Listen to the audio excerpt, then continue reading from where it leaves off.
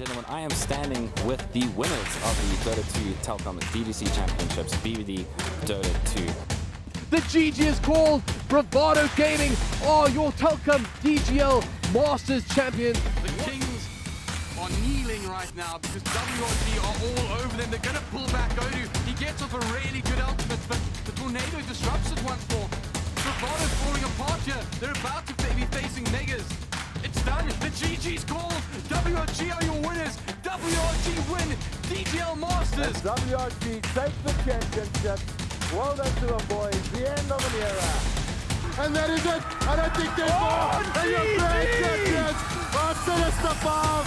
And he's finally broken the curse. The man himself, Anastom there, shouting out above his team. The shouts of true victory. You're watching the Telkom VS Gaming Dota 2 2019 Masters. And RDK has finally done it. He finally will raise that trophy. Oh my God. Because this is it. It is decided. And that, ladies and gentlemen, that is GG. Goliath Gaming. What?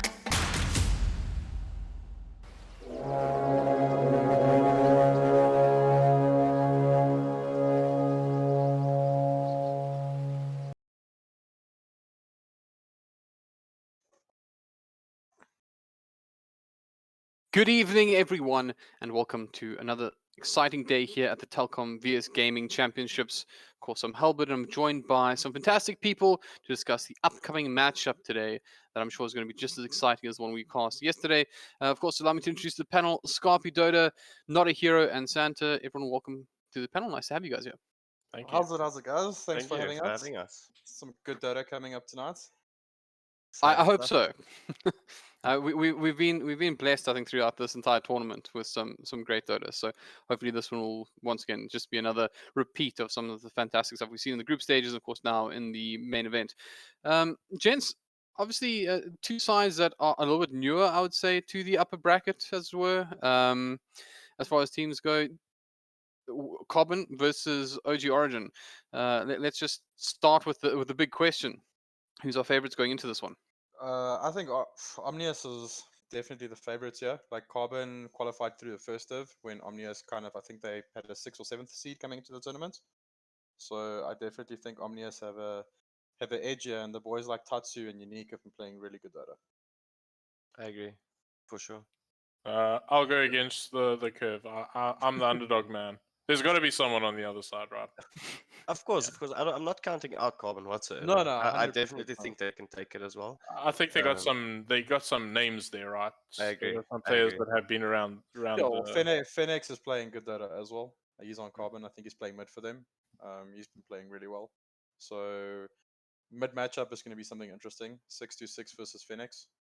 That matchup will have an influence on the game. Like whoever gets ahead there is definitely going to have a big impact.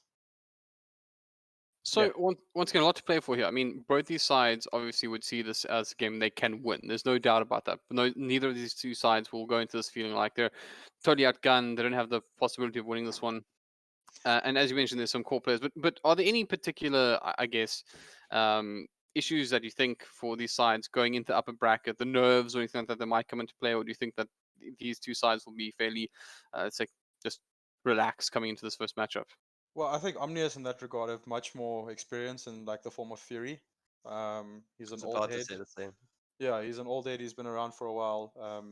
And Fury is also someone that's very calm. Like Fury, I believe Fury climbed rank by just keeping like his teammates calm. Like the demeanor he speaks to people in a game is very much like guys, calm down. Let's do this. Let's go here. So from an experience perspective, I definitely think Fury has the edge. And it's an upper bracket game. Like there is some pressure here.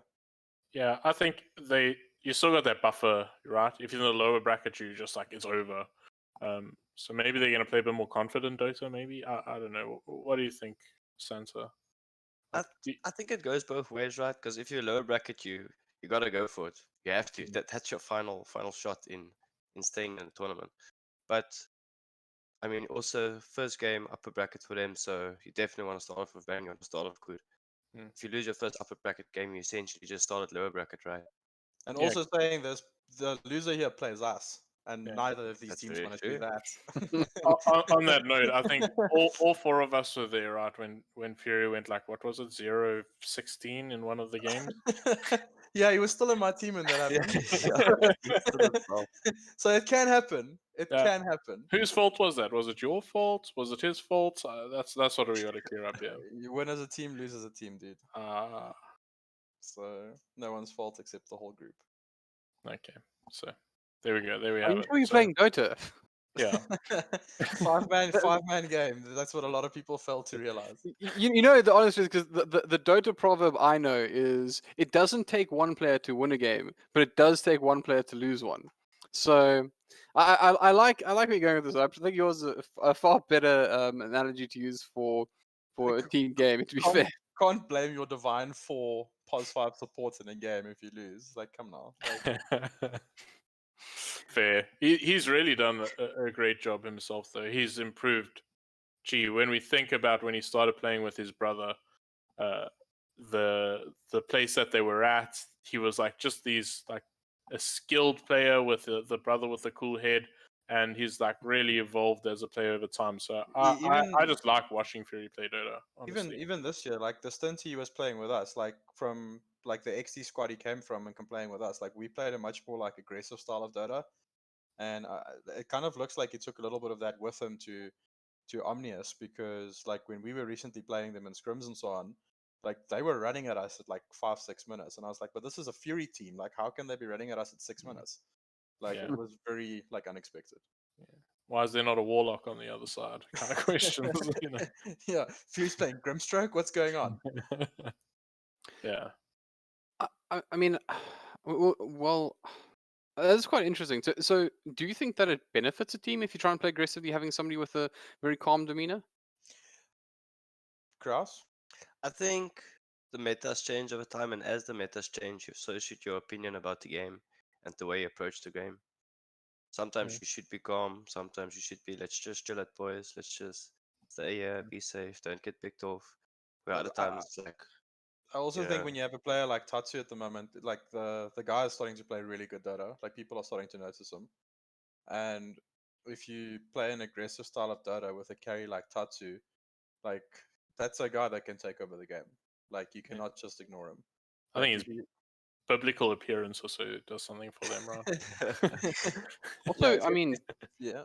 just don't forget as well his attitude towards it. When we had him on the panel, he was one of the players who I think ignored the I'd say the hierarchy in a way and how they spoke. Most players would kind of were looking at the energy and System 5 as this, really dominant force, and they were focusing almost like a top 3 finish kind of thing, like playing for that third spot. But Tatsu was one of the guys, and of course there were other people who wanted to win the whole thing, but Tatsu was one of the guys that said, I think it was Tatsu, said we're here to win the whole thing. So I definitely think that he's got the hunger to progress far into and deep into this tournament, and if this will help a lot. Obviously, if you win this, there's already going to be a number of sides will be eliminated before you even have to play again.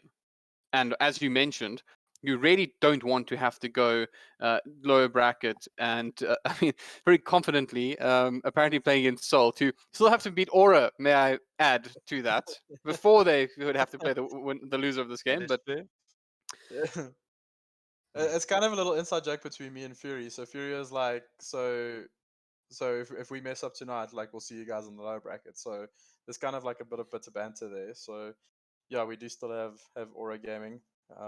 Not underestimating them. We'll play some Dota, but that's a very political answer. Well, I won't praise you guys, but I think the confidence, and that's what we want to see. I mean, we don't want to see teams going into events expecting to lose, or if say we that get though, there. like Carbon can play some Dota, eh? Like we lost a series to them this year, so like they can play some Dota. The games were hard, they were tough, they were gritty, and they're not out of this. Like I do think Omnius is the slight favorites, but like I said, if Fenix comes out of this lane strong, like he's going to have a massive impact on the game. So in all honesty, just from your perspective, as you mentioned, there is a chance, and let's call it a 50-50 chance, just to go there. But you obviously would be favorites going up against Aura. So assuming you beat Aura, you go into this next round. who would you actually want to play between Origin and Carbon with your tournament lives on the line right from the get go? Krass. I want to play Origin, man. I want to play Origin. Just I want a rematch, dude. Like yeah. I like get fed I want up from I these want us games, to be the so team that sends Origin home. Like that would then I can hold that over Fury's head for like the next year. Like and that I would can be great. promise you they want to be the team that sends us home as well. So Probably, yeah. It's funny you guys say this because it feels like there'll be no like actual like animosity with either of these outcomes. It'll just be like, hey, this is how it went. But I think just to also recap, because talking about what the lower bracket might look like. Obviously, the other match going on tonight is XD taking on Inexorable Gaming. I'm That's a just rough one. curious. Okay, yeah, jump in. What was your thoughts on that one? So NX picked up Yappa that played for WRG last year. He's playing carry for them at the moment. I think his addition to that team has lifted them like out of like the bottom Prem tier teams. I think they're actually contenders. Where they used to be like a 50-50 team. They're either going to show up and play Dota or they're going to show up and just like throw the game. So like having Yappa there, like that's like it's a massive lift. Like I think, but what's Yappa's rank at the moment, Kraus? Like Divine 5, oh, I'm Immortal. not sure. I'm not sure. Like he's a really good Dota player. Like so, offlane for WRG last year, playing carry for them now, and playing a lot of Sven. And I think he's got like a 70% win rate of Sven over the last 2 months. Wow. So XD once again, obviously the favorites. They came in second seed into the tournament. I mean, technically, I think they won their group, so they would be tied for first seed, I First seed. guess. Yeah. Yeah. So for first or second seed for groups in their group, and then you have NX who's got Yappa there, and Shadowtrex Donnie's playing offlane for them. So that's going to be a tight series, eh? Like that can go both ways as well. There's some hectic Dota going on tonight. Like When did they pick up Jap out of curiosity? Was it just before the main event, or no, he was playing for them in the picked up last leg. before? Yeah, I Yeah, think last season. I Yeah. did see him So play. leg 3 he was playing for them. Yeah, I don't he's think been he was around, playing right? at all before that. Yeah. Yeah. He used to play for XD actually. Yes. But I think in I want to say 2018. I'm not sure how He accurate played that with is. Fury and Cloud, and I remember it was in Cape Town, right? When he was playing for them. I mean, if it's 2018, then I think that does mean it would be the Hmm. EG event in Cape Town for the Telkom VS Gaming Masters. So I think but So you had both the brothers, Cloud, Jappa, and someone else. It was I don't. Wasn't it remember who Harry was. the Hamster was with him in that team? No, it was Rockley. Ah, All right. yes. Yeah. Yeah. Yeah. Yes, You're right. you are very, That very was right. that squad. So yeah, I mean, Jappa's played in quite a few teams, and I think he's had mixed results, right? He's like moments of absolute like devastating teams, and then like they've had some blimps. So it's hard to like put your finger on it, but like you say, he's individually focused on himself and improved himself. And Well, they look there was a stage last year where if you were playing SWRG, you banned Bounty Hunter because they will pick offlane Bounty for Yappa. And it was the biggest nightmare thing, this little thing stealing your gold the whole time that is insanely tanky and fast. Like you get onto him, you can't kill him, and then he just runs away. Or he just runs away in general, you can't catch him. Like if you played WRG last year with Yappa, you banned Bounty Hunter. Obviously he's playing carry now, but like carry Bounty, maybe? no. Yeah.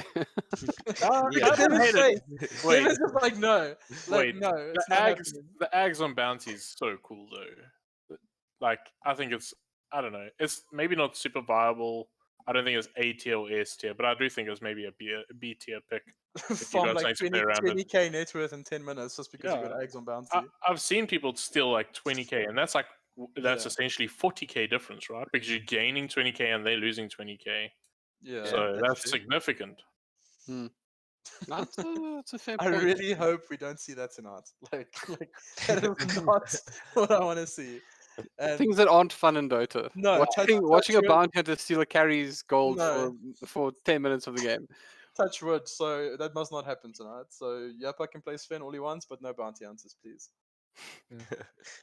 Yeah. I'm actually quite keen to see this win.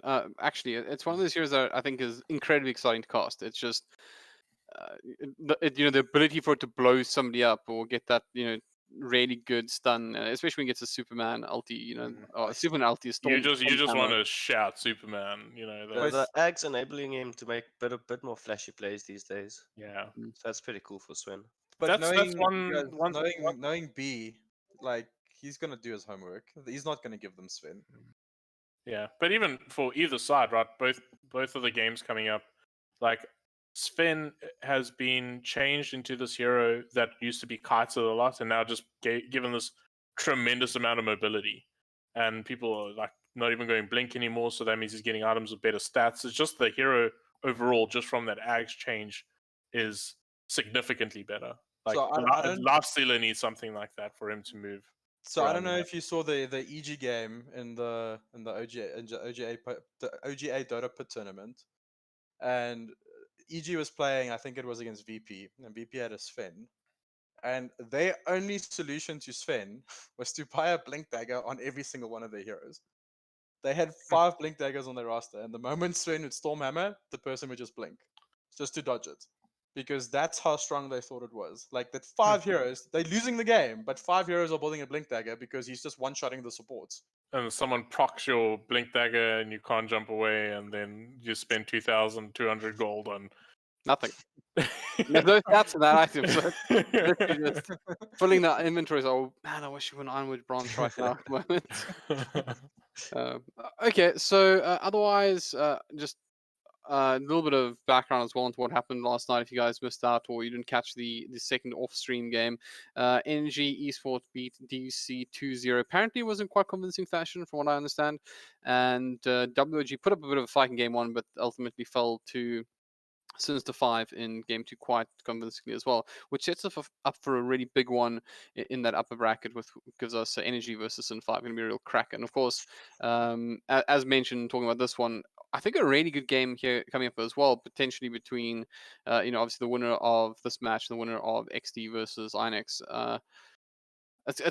There's, I think, a lot of close games. It's almost interesting because I'd say that Sinister 5 and NG are probably on paper your strongest teams at the moment, but the way the brackets played out has meant that there are closer games earlier on in this tournament. I'm sure you guys agree. Yeah, it makes things exciting though, because it means like one of these big teams has to come down to the lower brackets and to the slugfest where upsets happen. It's kind of worrying as well. Like I must admit, it's been a long time since I've played competitive Dota, but I always used to have like one eye on what it looked like in the lower bracket, and you get these like really hungry teams. I mean, obviously, Salt being one of them, but there's a couple of sides here that probably want to make a point. I mean, as a practical example, you also have, other than Saltwater, you have Rock Lefi, which of course boasts a player like Traxion. You can't really take those sides lightly. I mean, he's a champion, right? He's a That's Masters champion in that team. yeah, he's defending as well. He's he won last year, so you don't really want to be any side dropping down early on. So as you mentioned, it's going to obviously winning this one is critical because it actually gets you ahead of a lot of those sides. I mean, for example, if as mentioned, you guys were to win your first matchup and you take on one of the winner brackets, upper bracket teams, that would mean that one of the upper bracket sides you have to contend with is already gone by the time you drop down, just by winning the first upper bracket match. So it's a pretty big deal for this match we're about to cast out. Doesn't it also secure you like top 6 or top 8 instantly? I'm bad at this kind of thing, but I do believe that I'm actually looking at a little doc here. So let me see. So if you were to win the first one, you would play in low bracket round 3, which is 1, 2, 3, 4. Yeah, top 6. Yeah, top 6 instantly. Like that's that's comfortable, right? You feel a bit more confident if you're around there. Well, yeah, you're skipping like what? Unless you 10 skip teams. 10 teams. Yeah. Just by winning your first match. Yes, Mm. it is upper bracket, but you're missing potentially out on 10 teams that are also hungry. And you also have to play a lot more Dota in the lower bracket, right? Do you think that's a pro of being in the lower bracket, or like I guess if you win? how seldom do teams that do the lower bracket of any tournament win? I'm sure the statistics are against them. I know there's a couple of TRs that went that way. But Well, the last 2 TIs was that exact opposite. OG was just waiting in the final and preparing. I mean, fresh. Yeah. So I think it's changed. I think back in, I'd say, like TI5 esque kind of timelines. I think that playing the lower bracket was an advantage because because the meta would adapt and you'd have more time to practice the new meta, almost the tournament meta. But nowadays it feels more like although the tournament does adapt, the teams are good enough to just study what's happening and then adjust accordingly by the time they reach there. And we saw like the IO, like there's just one of those heroes that people thought they had counters to and they were wrong. So by the time they reached the finals, like, well, here's like, oh, it doesn't work. Never mind. Pala dies.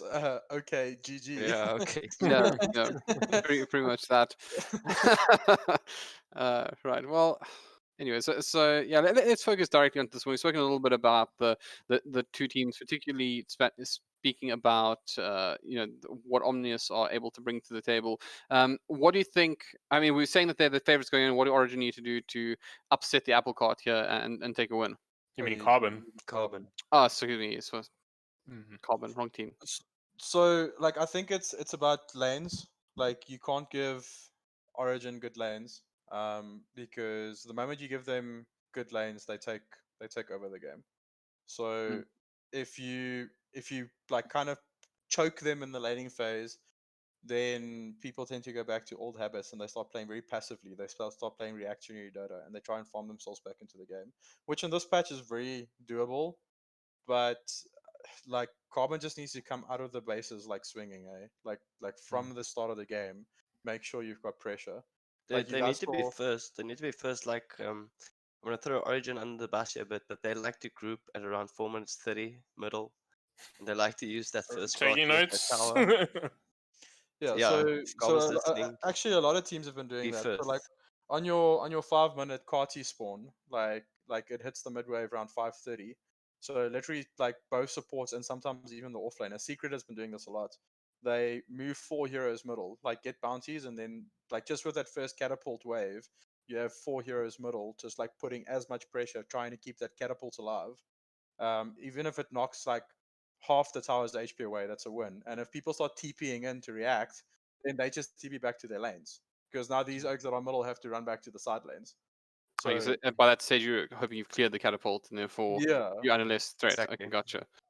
and then it gives your carry and your offlaner like this whole minute of free farm or a chance to kill the enemy's carry because he's been left alone in the lane. I will add one more thing though that you have to do against OG right here is the warding. Like that's one of the strengths of Fury, the captain. His Definitely. warding game is pretty much on fleek. And every time I ever played with him and I've spoken to him about it, he's like, "Well, you just got to be the first. You got to be first, right? You need to see. Your ward must be there first. You must see them ward. Like that's how you win Dota. You put your ward there first, and you've got to really be competitive in that warding game against him. I'm sure you're very aware of the Santa. This like pray, like Oh no, this dude! is I your bread and save butter. up items. I don't do that whole wording thing. I save my items. So Santa's lying through his teeth here because he's the first person, like, and it actually happened this year when we played against Omnius, where Santa's like, guys, you need to help me. Fury is busy winning the warding game. He's busy winning the vision game because you can I feel it am on the busy map. dying. Like Like they just you wait. They can, wait for me yeah, to kind of do my thing, and then it's harder to come back than being first, as Fury said. That's really yeah, important. yeah. You literally have to drag like 2-3 heroes with you to try and like take back your jungle like and even that is a false play because why am I trying to take my jungle back? Why am I not just going to farm theirs? Like it's just a small rotation on the But map. the But problem is you only know after it's too late, right? Someone yeah, at least dies one time for you to realize that. I must say, I find just like Vision and Dota is absolutely fascinating. It's one of those things that I think newer players don't realize how like they actually. This is the best way to say it. It's so important that even new players who don't realize when they're getting advantage from Vision still enjoy the benefits of having that vision. It's like one of those things that's that extreme. It's unlike when you itemization, for example. People don't know what to itemize, so they don't. They buy the wrong items when they start out, don't get that kind of benefit. But with warding, even when it's by accident, you get such a huge advantage. So I think the vision game is the and fascinating part about Dota 2. I yeah, think it's improved a lot since Dota 1. Because like in Dota 1, if you brought a ward, oh man, you were like getting flamed from all points part of the world. Like from your team, from their team. oh, you're one of those people that buys wards. You like this, you like this. So I think it's actually better now. Like now people complain, so that's a good thing. But also like for me, it's about what you can't see on the map than what you can see. So because if you've got vision up and you can't see them, then obviously they have to be somewhere else. So Mm. it's more about it's the entire intel that you're getting from your wards. Just be more afraid of the axe that you can't see than the axe that you can see. I mean, we saw that's Deductive like a Seb, skills. the Seb story. I don't know if anyone's ever watched a an analysis on that famous axe game, the famous axe game. Hmm. And one of the most impressive things about it is like how frequently that man is not visible on the map. It's like just the threat of his existence was doing more damage than him actually doing anything. He was just they couldn't see him. Didn't know where to farm, what to do, and then when they did take risks, he was there because he was seeing things on the map. So Dandy did it first, right? With Pudge. Just like constantly just stays out of vision. Yeah, that's Always true, had a I guess. smoke on him. He did it first. we So, need another Pudge meta. I'm ready. My body's ready. Yes, you say that now, and then 2 weeks into it, you're like, okay, can this stop now? I will never. There's things as well I never get over. One of them is Pudge hooks, and the other one is actually not. You'd probably expect me to say black holes because that's casters love black holes, but it's actually either the big RP or like an invoker catching somebody like a couple out with a tornado into a like those two combinations are just they're amazing. Devin, did you guys cast any of the games when you could skewer someone into fountain with IO? yes. I've seen it. I didn't actually cast any games where that happened. Put it that way. Yeah, that was a fun meta. Yeah. I must admit, I kind of miss the old punch hook and fountain, that kind of stuff. Like, those kind of cheesy things are actually quite hard to pull off normally, so it's okay. I don't know. The I'm hectic old bugs, school that way. or like Pangalia Batrider, when you would lasso someone and Panga would just roll over him and one shot him, like insta kill him. I don't recall that one. When was that? I mean, it must have been. I mean, Pango's not that old, so. So when Pango just came out, like if you lassoed someone with Batrider, it keeps them in place. Mm. And if Pango ulti rolled over them, the damage counter would rev up because he's not being bashed. So the damage would proc constantly, and it would just like one shot though. Like All these insta kill him. balance things. It's like, that's one of the great things about it. Somebody's always going to find something that's totally broken. It's waiting there. I promise you, it's there right now. Just something that no one's thought. I mean, think about the Enchantress Clinks drama that we had to deal with for a while. Well, we was lost horrible. to Rock Thy Leafy game when they picked that. Yeah. So What's the worst version? As a competitive player, what's the one that's like been the worst to play against? When you see that combo come, like, oh no. Is Like, it what is it? Earthshaker Morphling? That's the one I would go That's for. pretty hectic. What I didn't like was the Shadow Demon Centaur, and they would just send illusions onto towers and take the tower. Yeah. So remember, this was probably DGC 2013 or 2014. Lich Doom in the off lane. Okay. That was just a terrible lane to be in, Strong, right? yeah, it's just a very strong lane. That's you just like- eat creeps. They have to get no. It was just like horrible thing. a hero that's so strong, but his weakness is not having armor and giving a hero putting a hero that can buff his armor in the lane. That's And like range keeps was like a bazillion XP at that Oh, point. And yeah, of would course. Consume them, so he would just devour the range creep, and you'd be like 3 levels behind this Doom, and he just hits the living crap out of you. Like no, that was horrid. I didn't enjoy that patch at all. That or the Leshrac broken patch, where Leshrac would just get like rampage at like 8 minutes into the game because he's just That too was strong. really strong as well. What about you, Coffee? Do you have any old? You used to be a competitive player. What was disasters that you ran into? He said the SD Centaur. Sansa said that one, and I think the one that surprised me as being super strong was the SD Morphling, because those Morphling illusions you just can't walk anywhere, and just SD as a counter pick in general as well makes your life quite hard. All right. Well, we're about to go into the game, so we're moving over to our casters. It's gonna be great. Time, boys. great, fantastic casters waiting for you, by the way. But before we go, I just want to hear from you guys what your predictions are for both matches that are going on tonight. So let's start with the one that will be happening off stream, XD versus Inex. Where are you guys going? I'll say XD there. Yeah, I'm I gonna mean, give them I the edge. think that's the So I know they've had a bit of a roster shuffle, but I think XT takes that. Like B has got so much experience and he's a great Dota player. All right. I'll say Onyx, sure. You just like to disagree. Yeah, that's wearing a pink shirt. That's what I do.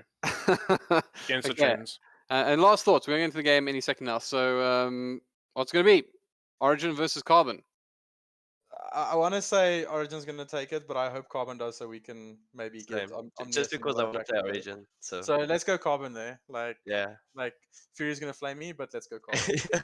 Well, time to shine, Scorpio. You know, you can Origin. pick the favorites. Oh, okay. Yeah. Let's go. I'll flip it again. Okay. Yes. I might get a point.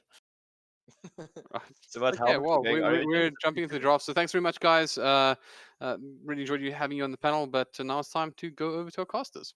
Thanks, guys. Enjoy. Thanks, guys. Omnius Gaming Origin versus Carbon. Game 1.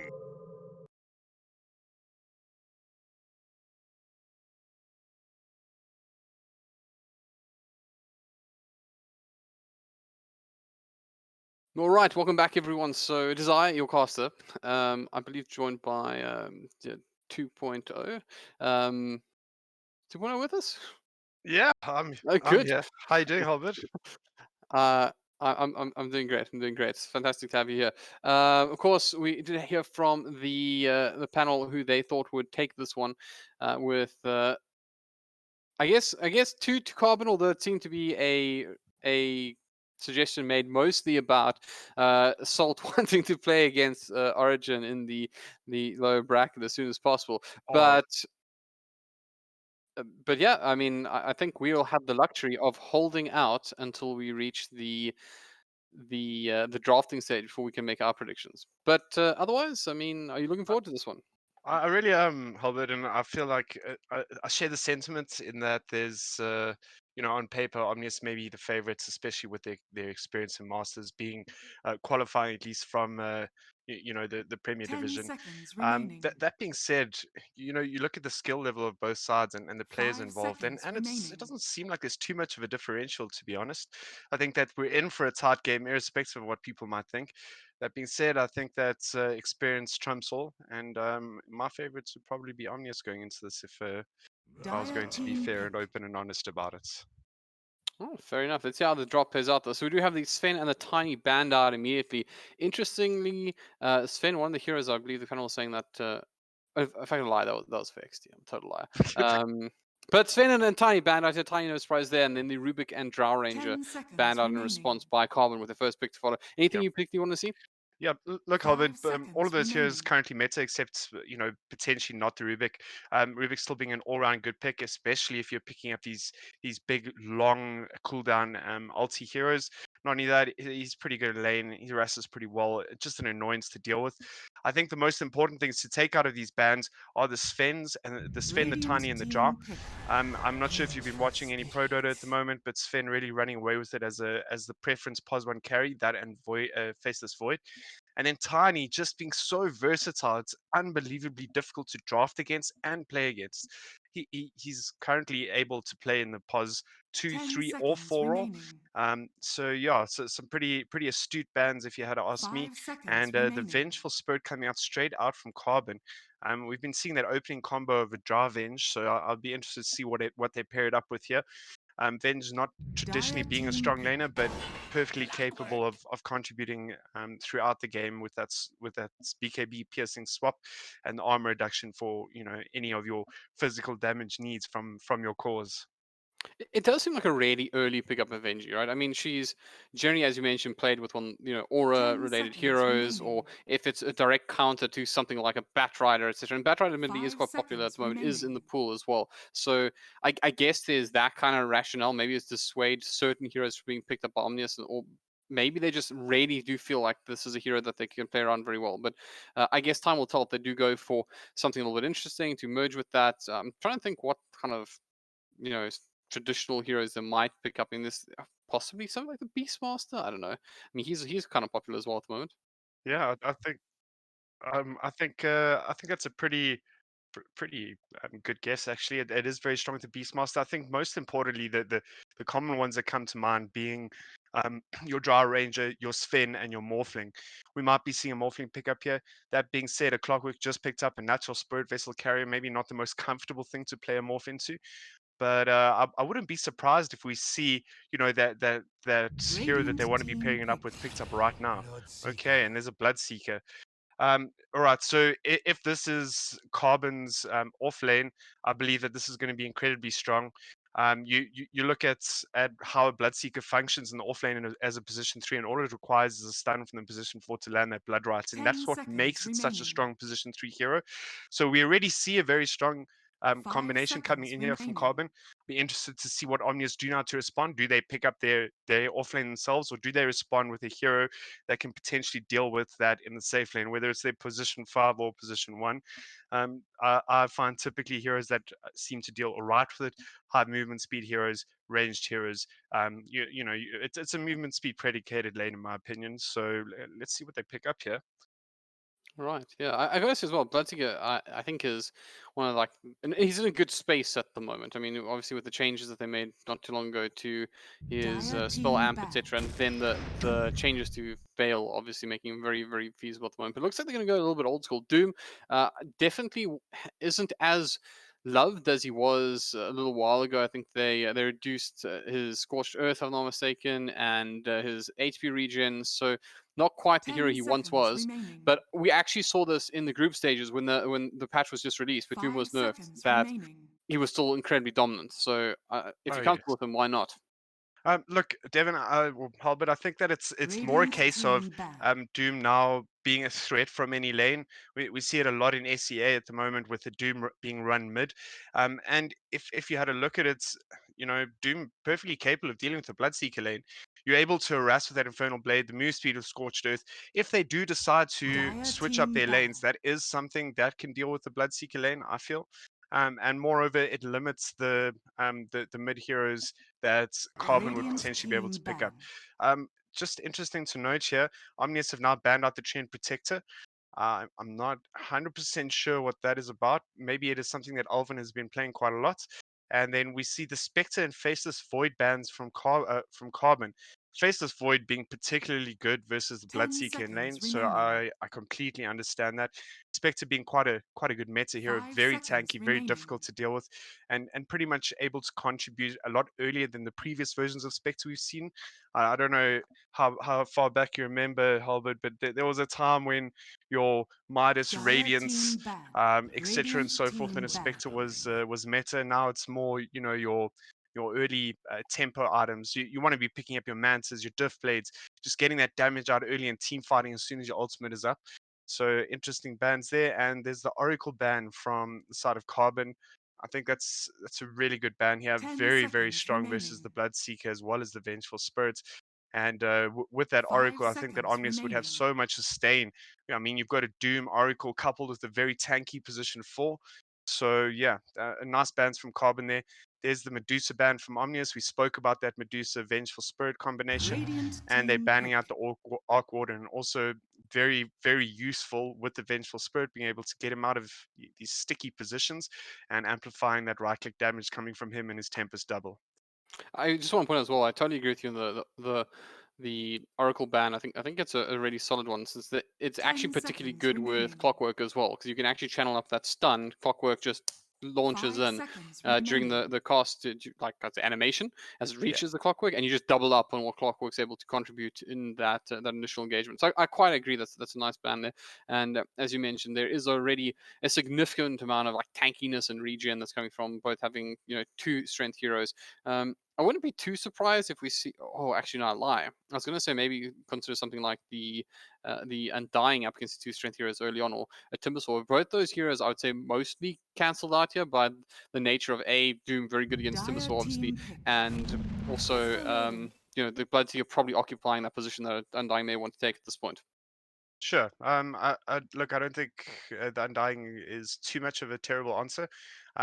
Just backtracking a little bit, Halbert, with the Oracle also being able to purge off the Bloodseeker Silence, Venge Stun, Venge Wave of Terror, like it's just a really good pick. But Hype, Halberd. We have got a Fury Crystal Maiden. I don't believe I've seen this in a while. And I'll tell you something for free. This is one of Fury's signature heroes. I mean, I come from a time when he just started at XD, and it used to get pretty, or I still get excited to see it. So there we have it. And it looks like we've got a Dark Willow Elven, or Elven Dark Willow, also a signature hero for the man. What's really nice here is they've got set up with a Venge Stun, those brambles into Blood Rites. Look, that's going to be the offlane there. The Willow into Bloodseeker, a little bit more tricky to pull off, but I think that they should be able to manage it. And Omnius respond immediately with the Tatsu Juggernaut. This is exactly the lane that you want. Juggernaut able to get out of any lockdown that Carbon have to offer, which means that Blood Rite is very, very rarely going to hit. What's more important to note is the CM has a double nuke in terms of her Q and W. Both of those able to do a lot of damage to what are, for all intents and purposes, quite squishy heroes in the offlane. I think that this is definitely an Omnia's favored lane off the bat. Got a Wraith King pickup from the side of Carbon here. Guys, this game is getting really intense. One would think that your Wraith King position 1 would get destroyed by Doom. The problem with the Doom is that he only has 2 armor early on, a simple Blightstone, or in this scenario, we've got a Vengeful Spirit able to reduce that armor, means that the Doom all of a sudden becomes very squishy. And what happens is, with the Wraith King able to summon these skeletons and a lockdown from the Vengeful Spirit, means that he's very, very susceptible to just disappearing in lane. And that's not because he's hiding, it's because he'll be dead. So, yeah, very, very nice pickup from the side of Carbon there. I also like it because obviously it limits the amount of pressure Doom can place onto a Wraith King. You don't really want to Doom a Wraith King because he's actually capable of doing a lot of what he wants to do anyways when he is doomed, and Sure. he can just come straight back to life anyway. So it's not the ideal unit to go for, and they aren't great targets to Doom right now. I feel like you probably want to go for the Bloodseeker or something. So it's a nice Wraith King picker as well, and it's also handy against the likes of a Juggernaut because once again a Jug is, unless he has Ags, unless he's really well farmed, he, especially in the mid to early stages of the game, he wants to just delete somebody with his ulti, and Wraith King is not a potential option there either. So yeah, I think it's a pretty solid pick. I like Wraith King in these kind of protect your one position, get him to be quite a chunky lad, and then have him contribute later on. So not too bad. Interesting, the Pugna ban coming out from Carbon though. I actually think they could have picked that up and put that in as their mid. Pretty handy against the Juggernaut. A lot of high mana cost spells, so I guess they just don't want to pick it and don't want to play against it. Generally, when you see the Pugna ban, it's because it's a preemptive ban for a hero that you would like to pick. So we might be seeing the likes of an Odie here versus your Dooms, Clockworks. Alternatively, they might be looking at the Invokers, seeing the Clockwork pickup, and it's this almost static reposition. I say static, but not very far moving repositioning hero where you're able to Sunstrike, able to land your spells. I mean, these are just ideas I'm throwing out here, but it's something that we might see here very well, a hero from Carbon that doesn't deal well with Pugna. That being said, looking at Omnius and the way that they've been playing this year, we still have the 626 hero. Yes, it could be the Doom and they could switch it up, but I feel like we might be seeing a cheese strategy coming in with the likes of a Meepo, a Brood Mother, an Arc Warden, something like that. The question is, have Carbon crossed their T's and dotted their R's and prevented Omnius being able to pick up these cheese comfort heroes for 66? I don't know. How do you feel? Do you think we're going to be seeing something like that? Well, I'm actually generally a big fan of the comfort pick over the cheese pick. It's something that I think that you just, especially in game one, right? So I think if we do see some comfort picks coming out from both sides, wrap things up would make sense. But it does look like we have one of our answers going to be the Leshrac coming out for Carbon. That explains the Pugna ban.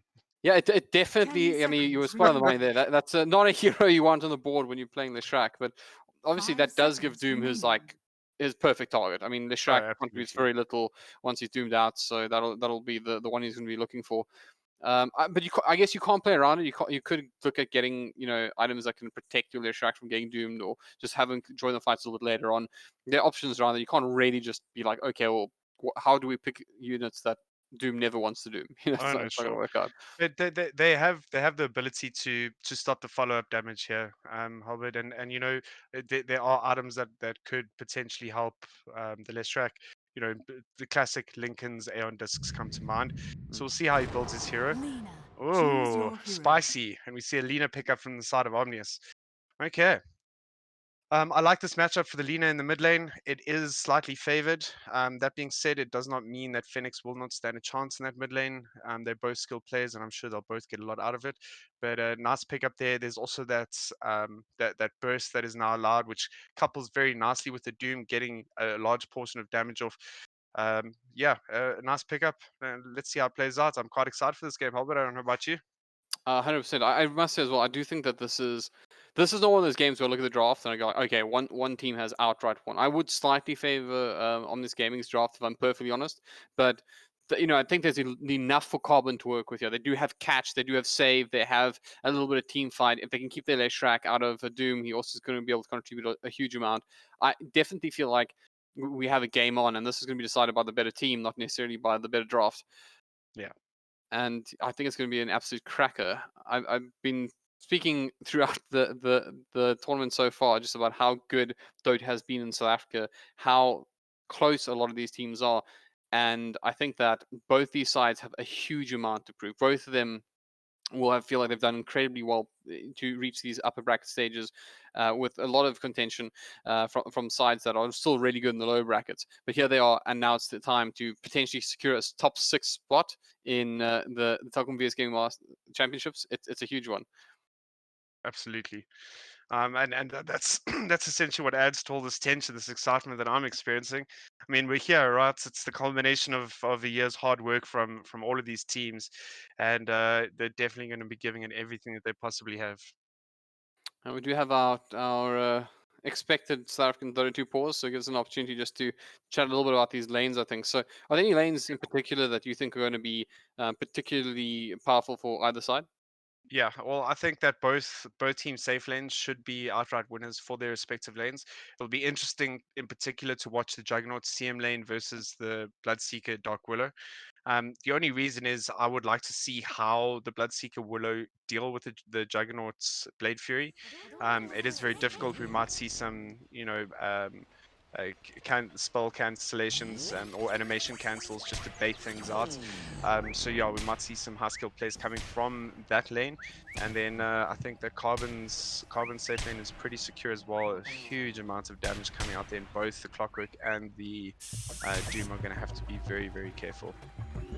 Well, I'm interested in what's happening in mid. It's a bit of a everyone's just getting along, giving each other high fives, etc. And I'll tell you what, they're definitely up to no good, because there's no reason that these guys will all be together for no reason. They do, in fact, have a smoke also lined up in this Crystal lane, so Fury may lead the charge, and there it goes. Where is it going, though? Top lane, they did actually scout out 2, so they know that both the Vengeful Spirit and Wraith King are in that top area. It looks like they're more interested in heading towards the bottom side of the map right now, and they're heading directly towards most of the lineup at the moment of Carbon, and they're getting a pretty decent wrap around. They have some really good level 1 spells. So let's see how this one works out. They're going to find out a big target to it. It's the Leshrac. They slow him down, but he's not exactly where they need him, and that's a really nice blood ride as well, which is going to make sure that there's very little more they can do here. It does secure them 2 runes, most likely, but not finding the damage they were definitely hoping for early on.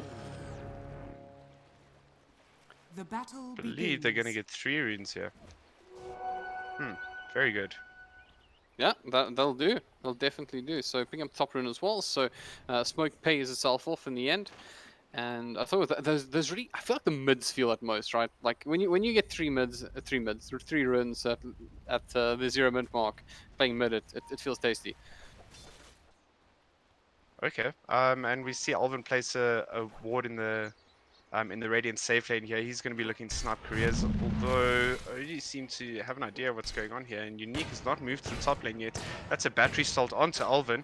Oh, he's in a bit of trouble here. He does not have he does not have Shadow Roll. He has Bramble. Does manage to get it off though, so it does buy him a little bit of time. But I think in the end, just get a career first trouble. You know, that's probably all he wanted. That's probably why he planted that incredibly deep rune. So he pays for it with his life. Oh wow, yeah, Spooked is taking a lot of damage at the moment, and they are likely able to track him down here. Magic Missile is in fact off cooldown. That should be a return kill. So, hey, we'll start the game off with 2 kills in under a minute, or just at a minute.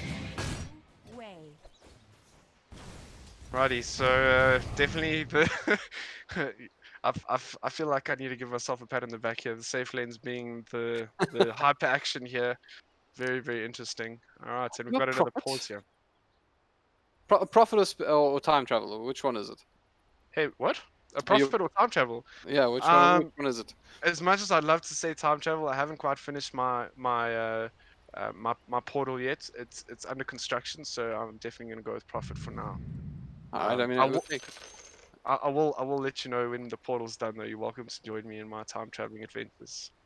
That sounds pretty good. Um, yeah, so let's. I mean, unfortunately, these pauses I feel like are like part and parcel with how South African Dota goes. Well, I mean, yeah, you say that, but my camera's lagging right now, so it's definitely a South African thing, guys. Yeah, you know, it's just it's just how it goes. But we do have our player reconnected already, so we should jump into this any second now. Any items that you find interesting, by the way? Any? I mean, we saw the unfortunate loss of 2 clarities very early on, but anything that you look at and go, hey, that's an interesting take on the starting build?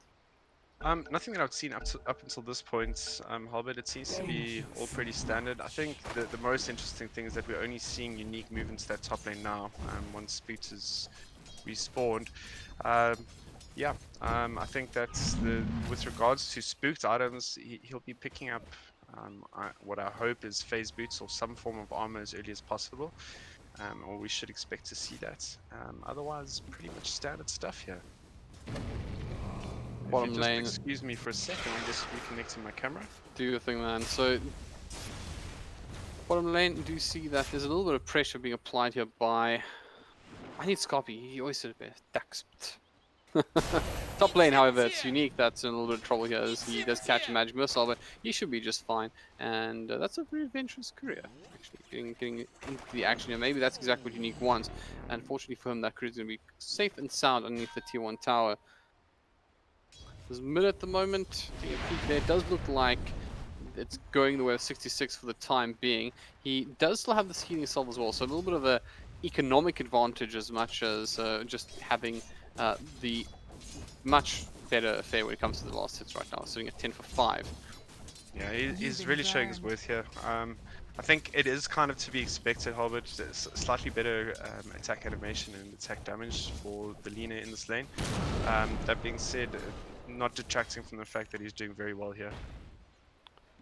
Yeah, still early days, but I'm you know, I was so into this like brawl that I thought we were gonna get, but sides at the moment are just being a little bit more careful with it. But bottom, I think Fury just saw a bunch of neutrals there. By the way, I think the Blood Right went down and ended up leaving everything on literally 1 Frost Nova away from being killed. So Fury picks up a couple, and it looks like he's interested on the kill on Alvin as well. Tatsu will commit the Blade Storm as well, but the immediate TP is there, could be interrupted by the Crystal Maiden, and should be enough to get the kill. Anders Crit's going to do the job, but they might get the cross on Fury. Fury does not have anything at his disposal, and he's just being run down, and of course that Bloodseeker makes short work of him, but does want to stand toe-to-toe against that Juggernaut right now. He does have 1 level and Blade Dance, so definitely can do a lot of work here. Turns back towards the creep wave, and he'll be satisfied just sharing the damage for a little bit. And of course they do. I think they come out on top there. I mean, they get the cross kill, but both cores got those kills, except there was a little bit of extra experience going away with the CM. Yeah. I think it's okay. I think that we kind of there we go. Tatsu does have his boots. But we need to see this move speed ramped up by Tatsu as soon as possible in this lane if he's going to start running away with it. But he'll be very happy with that Dark Willow kill, and as I'm sure Fury will be too.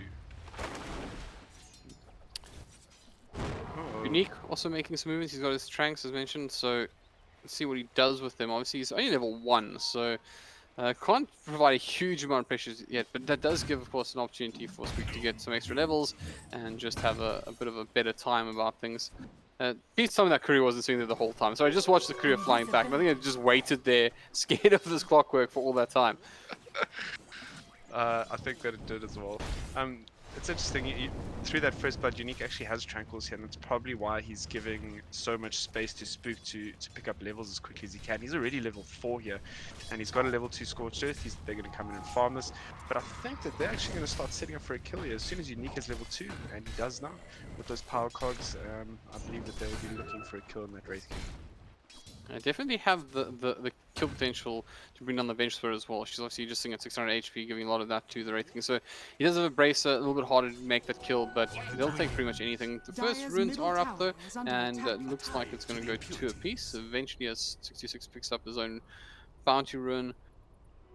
Money to burn. But things are a little bit quiet. The game's fairly even, I'd say. I mean, 1k advantage to OG at the moment. They'll definitely take it, but you know that's pretty much whatever at this point, because the mid's probably the biggest problem at the moment with your Leshrac. I'd say struggling a bit. He's sitting at 18 at the moment, but that is also due to neutral creeps. Thanks to Lina, just looking healthier, higher level. Got the bulk of the denies, much more CS. That's probably the biggest problem I think right now for Carbon. We did speak about it in the beginning of the draft, Halbert. Like it is a Lina favored matchup, so we should expect 66 to be winning that lane. Maybe not as much as he is, by as much as he is, but yeah, to be expected. Zubs on the Wraith King actually a little bit low here. He's not getting the best out of these trades with Spooked. Let's see how that pays off. He's starting to run out of regen as well at about a 3rd HP. It's also a mindset thing, Halbert. You know, you walk into tournament formats and it's you don't initially want to be running in there gung ho with all the confidence. Mid lane unique on Phoenix.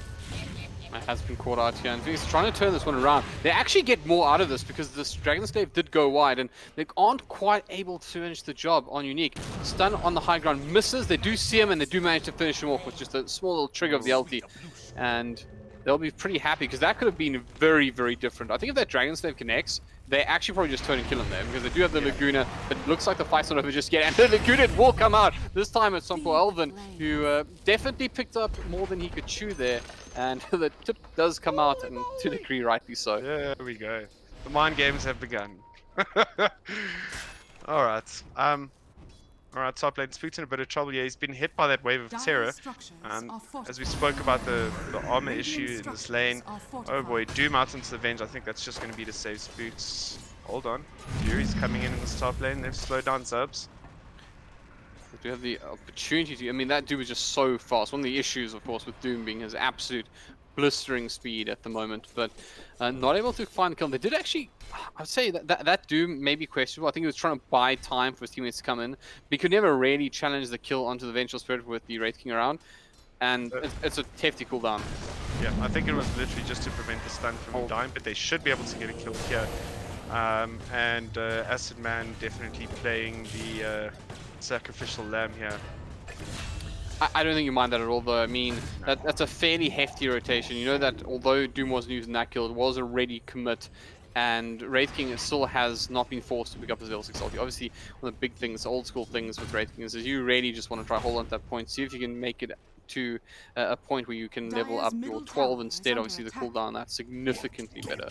200 to 120. But it looks like they might force the issue again. They go back in top, and let's see if he does good. He does immediately skill. The sword does come back in. He doesn't even need it. Doesn't need it. Actually gets the magic wand off instead, and they're going to turn this one around and pick up the kill. So, although they could have said forced out the selection of the LT, they didn't get enough out of it, and it looks like it's not over just yet. They do bring in the Bloodseeker. They should get off the Rupture as well, and it's going to be onto Fury. Nice work from Unique, buying a little bit of space, a little bit of time as they just move straight into that. In fact, they might just cross-kill this onto the Bloodseeker. He does back off, buys himself a little bit of time. Foxy Tech, or Fury Foxy Tech does go down, and it looks like they still want to charge in on this one. They still do have that ulti available in the Wraith King, so they can potentially challenge if they want to.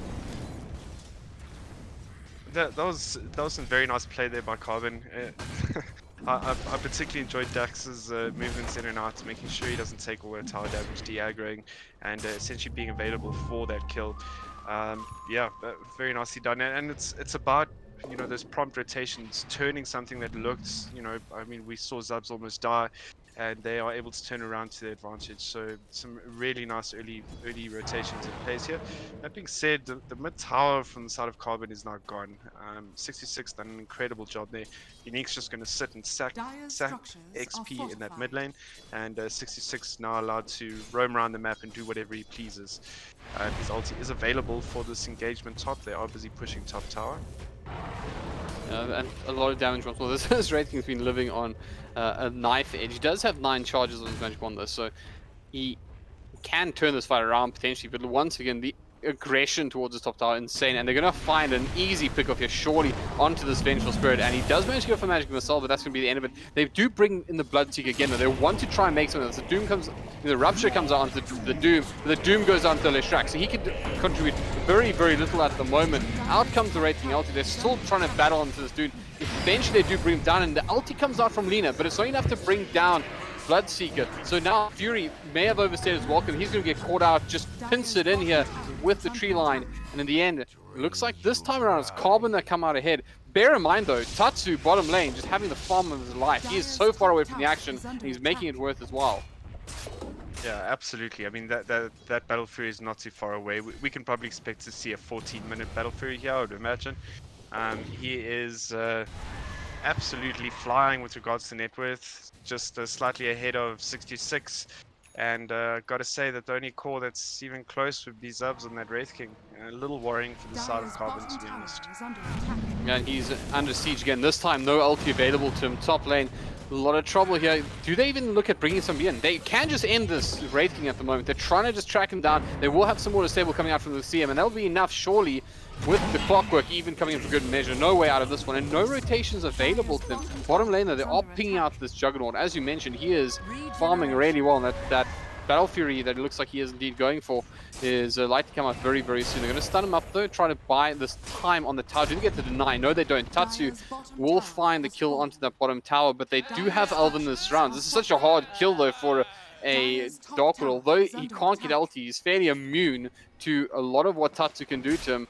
Right now, he's totally alone here. Does toss out the Terrorize, but it's not enough. He just gets Blade Stormed down, and it looks like it won't quite be enough as he dances around his own bramble, pops his ulti as well. Actually doing some great work. Tatsu in trouble now, gets stunned up by the Vengeful Spirit, but no follow-up. They do have the Bloodseeker making his way towards bottom, but he's just there way too late. I'm actually surprised that they didn't rotate to win faster, and that was some fantastic work from the Dark Willow though. Yeah, it was. We spoke about it in the draft again, Holbert. It's that Blade Fury being so valued this game and so difficult for Carbon to deal with. I mean, how do they kill this Juggernaut right now? Tatsu's just going to TP out. He realizes that there's more than just one. Of course, no way through that at the moment. So looking pretty good. I'd say that lead is truly significant. I mean, your Juggernaut at the moment, top of the net worth by a considerable margin. I mean, you mentioned moments ago how the Wraith King was the only one in with a little bit of an, I'd say, competitive economy, but even that has fallen by the wayside. He has both the Lina and the Juggernaut more than 1,000 net worth ahead of them. So, especially with a side where you have a Doom against you, like, that's pretty concerning because they can get big items up fairly quickly. And now you have to deal with even more heroes that are finding farm around the map. But it's going to be Fury who's caught out here. Absolutely no way out of this one. Easy kill for them, but I don't think they care at all. That's so much information they gained from that CM death. Yeah, look, Albert, it's really concerning. 6k net worth lead at the start of at 13 minutes is a fair amount, and moreover, you know, it's majority on that Juggernaut and Lina, and we've said how the Doom is able to get up those items quickly. He has the Devour. This is going to be a lot for Carbon to deal with, and not only that, their draft is pretty high tempo. I mean, they want to be the ones in the lead right now, applying the pressure, but I don't know if it's enough pressure that they've applied this far. I mean, definitely not. They're in a lot of trouble right now. 6k, it just, and it doesn't feel like, oh, hold on, top lane. They are going to try and track down Tatsu here, and they throw through the Terrorize. It does connect, but unfortunately the Blade Storm was just on its last legs. They do find him. They do have support from Fury though. He drops the ulti. That's going to zone as well. So they push back up, but Tatsu does get off a huge ultimate. The Omni doing so much work. They do have the ult available on the Wraith King, so they're going to ignore him and go back towards Elven, but he's doing some good work with heading back towards the other side of the map, but Unique finds him regardless, pops the barrage, and is going to find one, and it looks like Fury still wants to annoy this Wraith King, pushing him back. He does have Tranquil, so he can potentially catch him, but not getting the assistance he really wants from his Doom and Tatsu's Juggernaut just yet. I don't know, my friend, this looks dire. What do they do here? How do they change this game? I mean, right now it just looks like they're like terribly under threat. Well, what they need to do, Holbert, is they need to make space for Zubs. He has been literally sitting with 3 or 4 of Omnius's members in close range at all times. He's been unable to push any towers, as we can see. Omnius's top tower still pushed. I would personally force a Juggernaut rotation. You either move 5 of your teammates in for a team fight, make sure that you are taking it on your terms, win it, force the Juggernaut to start participating. Alternatively, you just got to make space, make yourselves visible around the map, and allow for Zubs to start pushing out lanes, ramp up his farm, get some real estate for your team. If that doesn't happen, I don't see how they get around this. Their whole draft is predicated around the ability to push with that Wraith King and Lesh, and if they're unable to do it, I don't see how they win this, Albert. Yeah, forget pushes when they're actually being choked out of their own jungle. I mean, they got something going on the bot lane, so they do have their Bloodseeker trying to apply some pressure on the map. And I like this. I like the fact that he's trying to get some inward momentum towards his opponent's side of the base. But just look at the positioning from Tatsu and friends. They're literally controlling this jungle. No one can really get in here, but in fact, it's going to be the Dark Hole. Elvin goes in. He's going to take a full CM ulti to the head, though, and looks like he'll get away with it too. Does pick the right line, does get support as well from Bloodseeker, but Clockwork will find a way through some of the immediate TP out from Tatsu. He's going to be just fine, and they get absolutely nothing for it in the end. Or do they? Phoenix still wants a piece of this. He does not have a Yules or anything set up a pick just yet, but maybe there's something here. It doesn't look like it. No.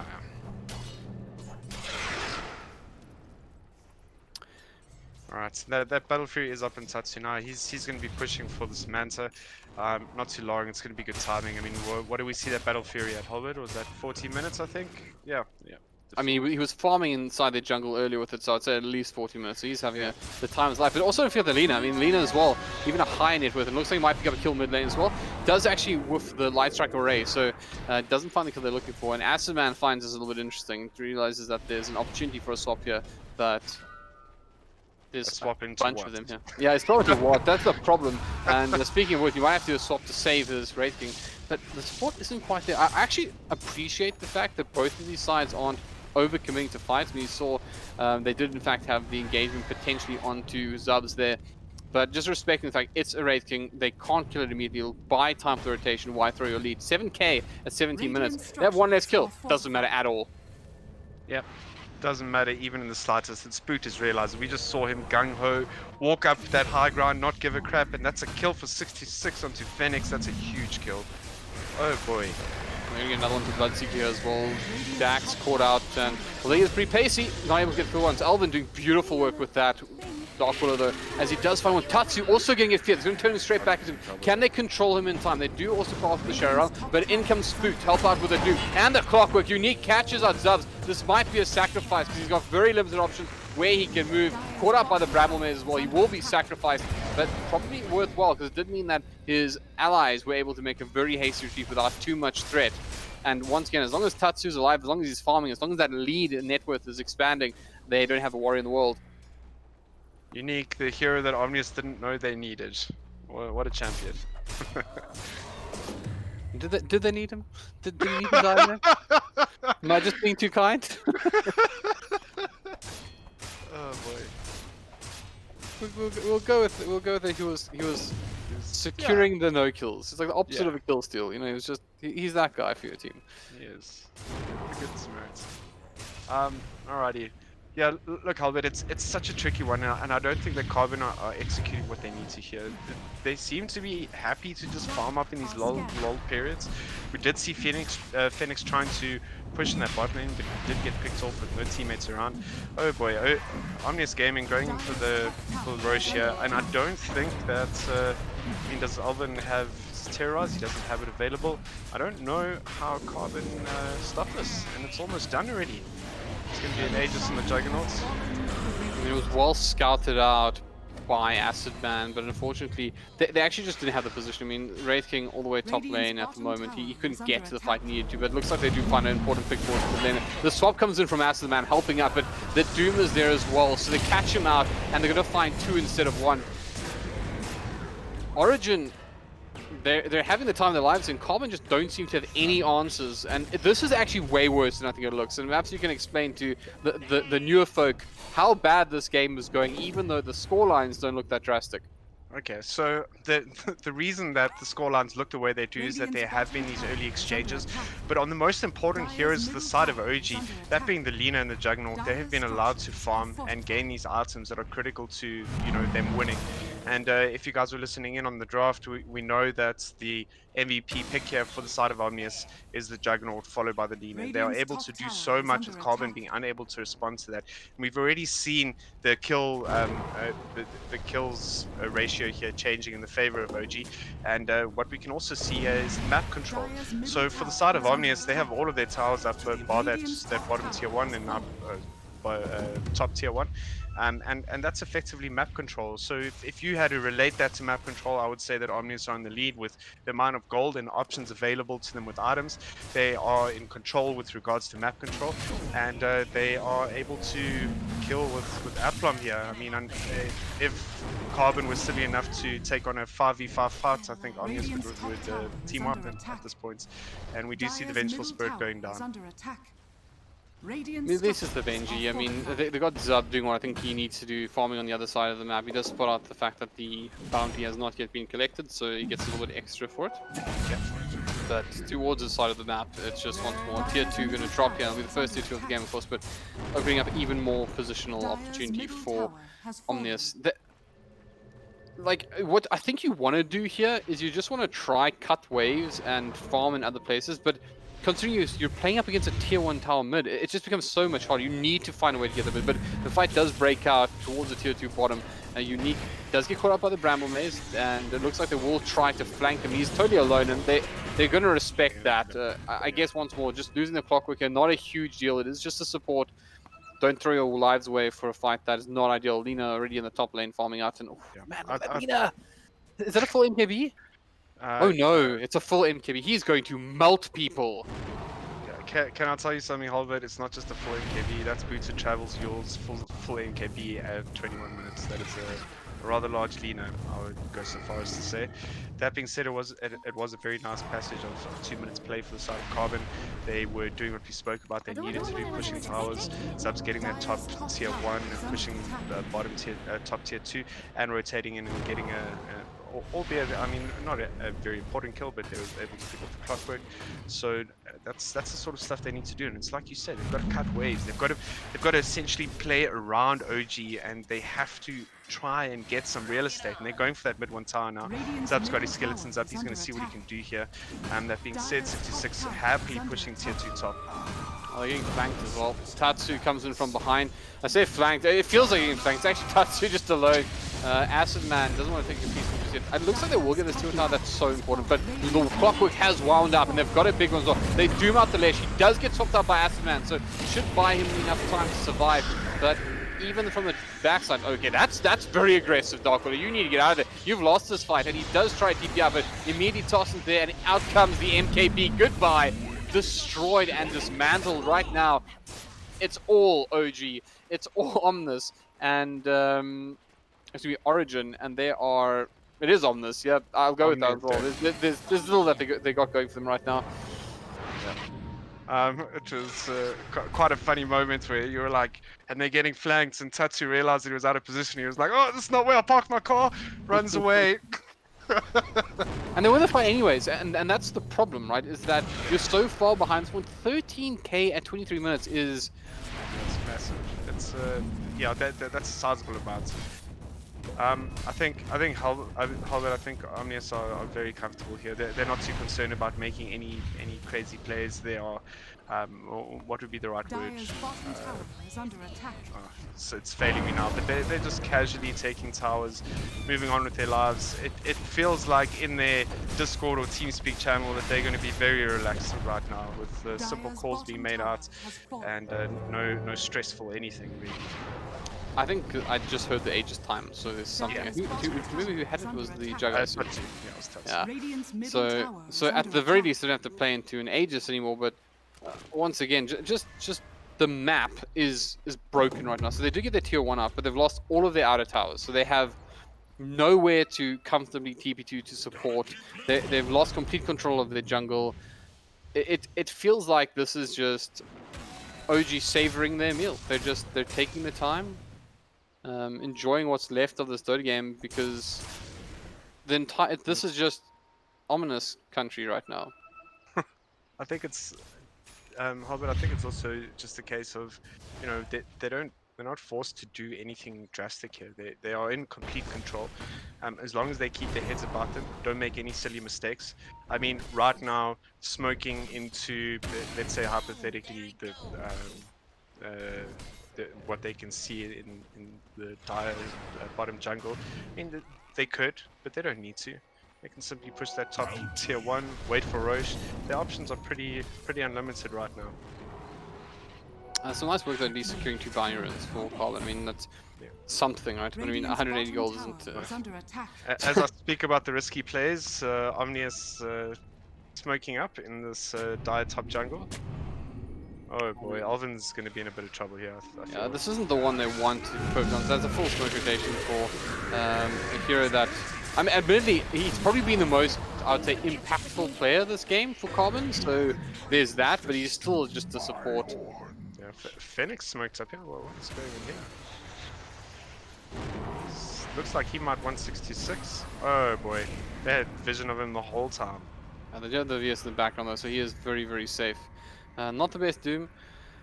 Once again, I do appreciate the fact that at the very least Carbon are trying to make space. You can see once again Zubs has been, I would almost say, exclusively just pushing side lanes and trying to avoid fights. It's kept him, I would say, with a shot. He's sitting at 11.5k net worth, which is, I actually think, incredibly respectable considering how far off the pace everyone else is.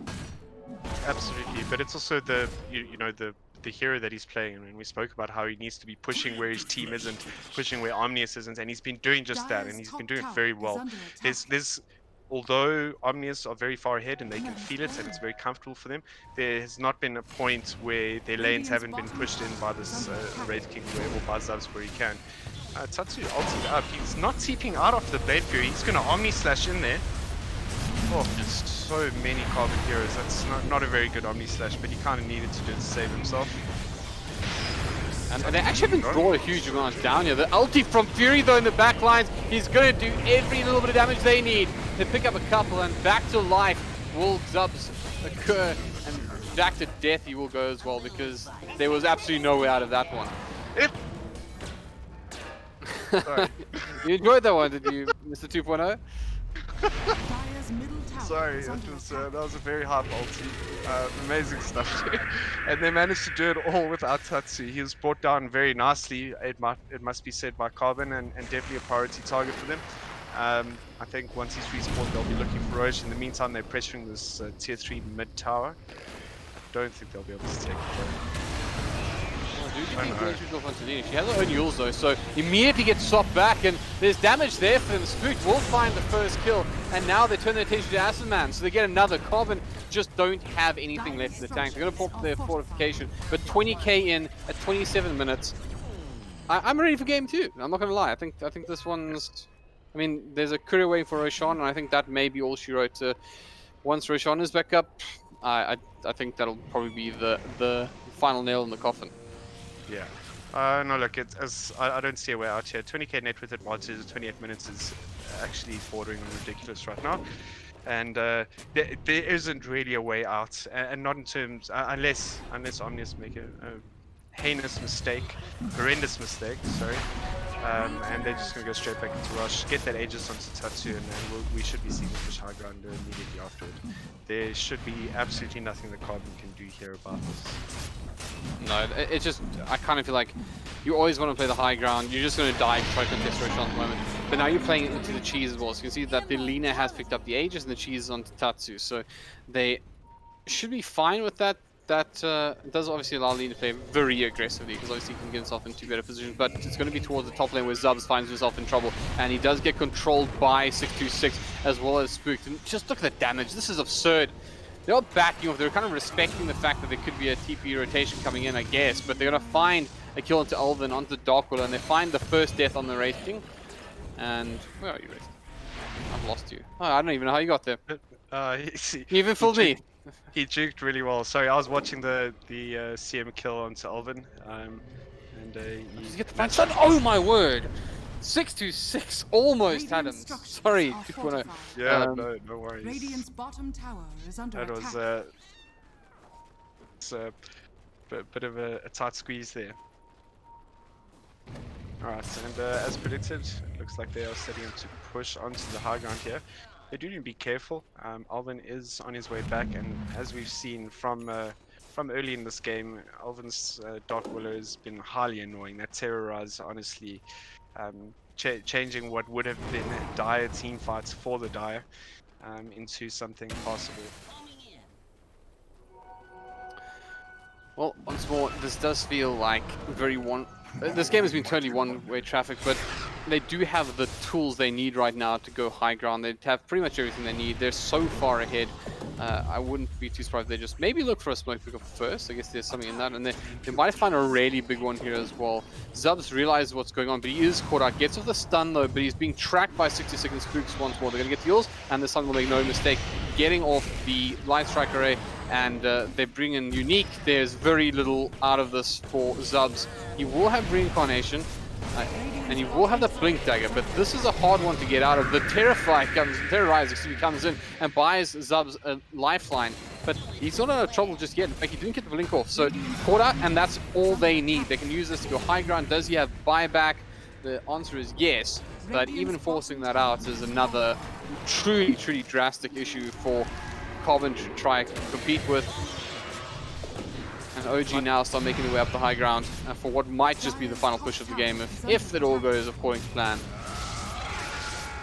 Does Wraith even buy back here? I mean, I feel like he has to, but at the same time if he does, it also feels like a lose anyways. Yeah, look, I don't think he's going to be able to make a difference. Not in this situation at least. I think if it was a tier 3 tower or a Rex race, then sure, but I don't see how he contributes to this team fight, especially without... Oh, he's maybe they just let each Rex go and get up that AC.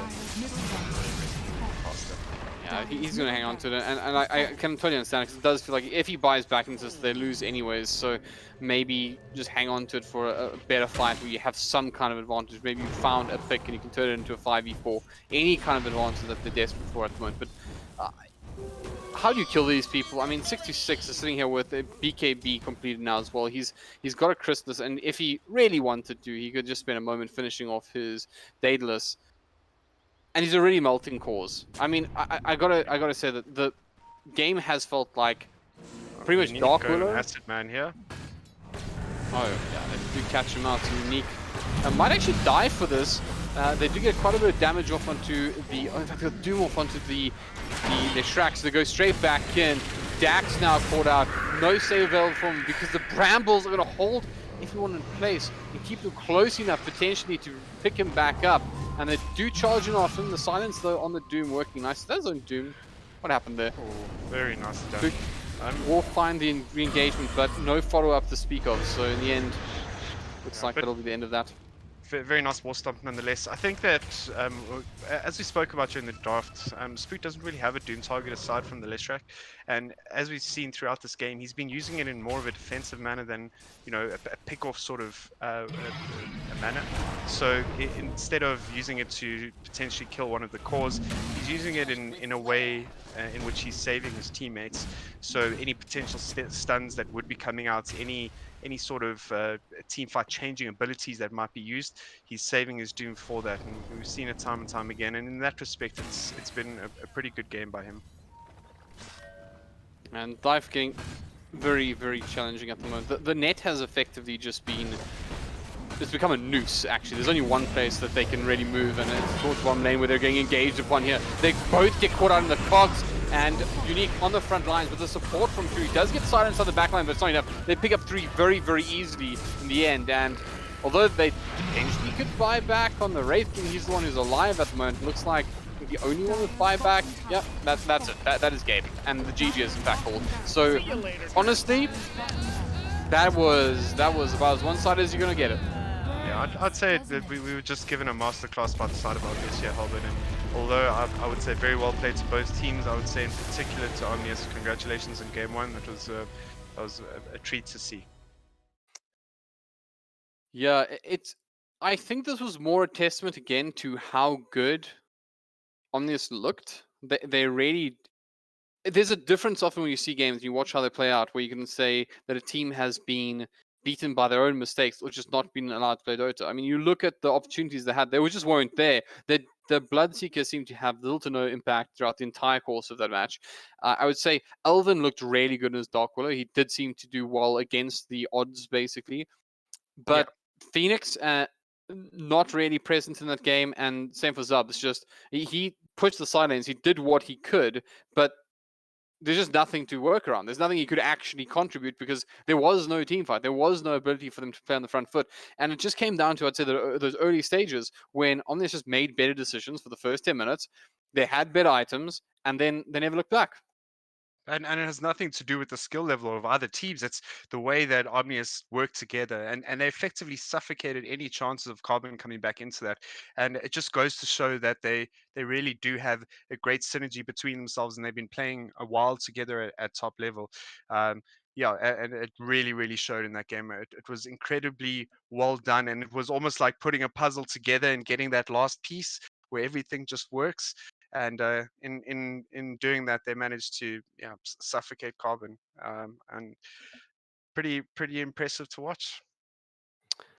Yeah, I mean, when you look from that perspective, one side just doing incredibly well, and the other side not being able to play. I mean, how do Carbon even come back from this? That's a real question. How do you even start your next game?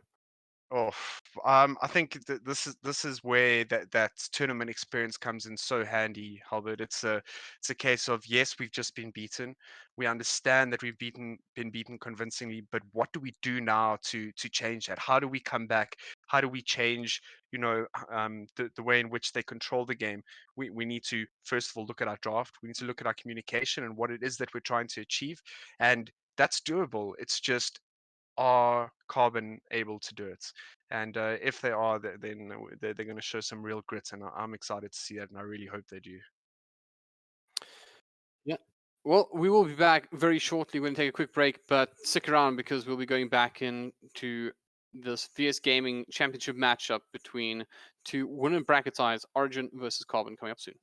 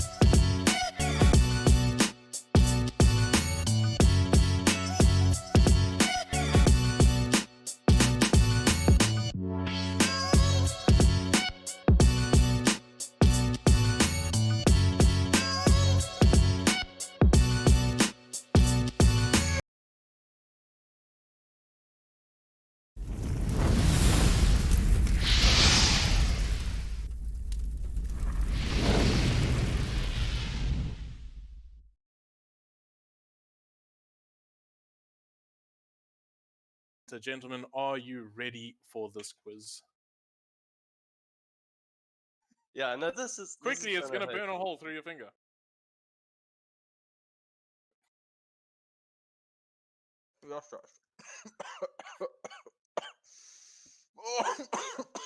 Dude, no.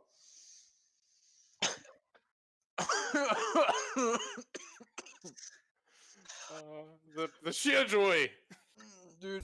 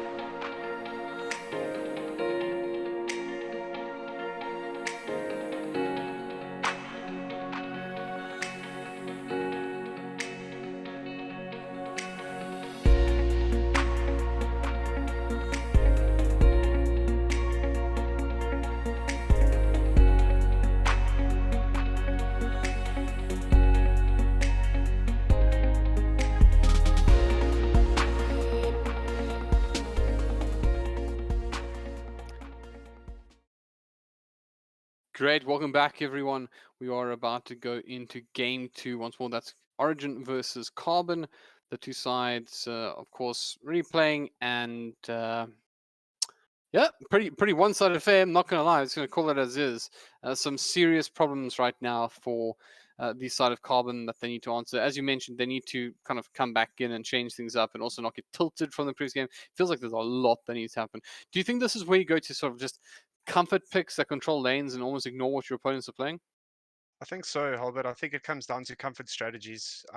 Not even comfort heroes. It's what do we know that we do well at, and how do we stop Omnius stopping us, essentially. The tricky part is that Omnius are notorious for, as I said before, the cheese strats. So they've got to protect themselves against that as well. But I think, the strategies that Carbon might have been wanting to hold off for later on in the tournament, we might see them picking up now, and really bringing out or coming out guns blazing, I hope. Yeah, so that would be my suggestion, or at least my expectation from the side of Carbon here. I think that we'll be able to get a good idea of what's happening in the draft, though. I must admit as well, going to that first game, the first couple of minutes, I actually want to check the graphs even, see if this, yeah, it was really tight for a while, and then it just wasn't. It was like this extreme kind of cutoff there. We mentioned that, like, okay, so net worth always felt like it was going the way of Omnius, but even looking at the the win probability, etc., it was actually quite close up until about the, I'd say, 15-minute mark, and then it just died. It was just out of nowhere. It went so fast, so quickly in Origin's favor. To me, that has been one of the principles I think we've seen the really strong teams in this tournament consistently do, is just absolutely abusing power spikes to the point that you cannot come back. Is that an issue around the understanding of Dota, and maybe Omnius just having a outright better understanding of Dota? Is it a patch, a meta thing, or is it just a bad game for Carbon? Hobbit, I think it comes down to something even more basic than that. In that, Omnius or Unique and Spook do an incredible job pressuring top and forcing Alvin to help. And with not having any kill potential on the Lina early, with only Avenge, Dark Willow support, that you're almost forcing all of your resources into one lane and allowing the Lina and the Juggernaut to farm away. And I believe that that's what's happened. And it comes down to the picks, to the draft. I mean, if you're going to be picking a Vengeful Spirit and a Dark Willow as your two supports, you need to be prepared for what's going to happen, right? I mean, if you don't have any kill potential in the safe lane or in the mid lane, you got to be willing to have your Wraith King and your Wraith King slightly underleveled, as well as him not being able to do what you want him to do.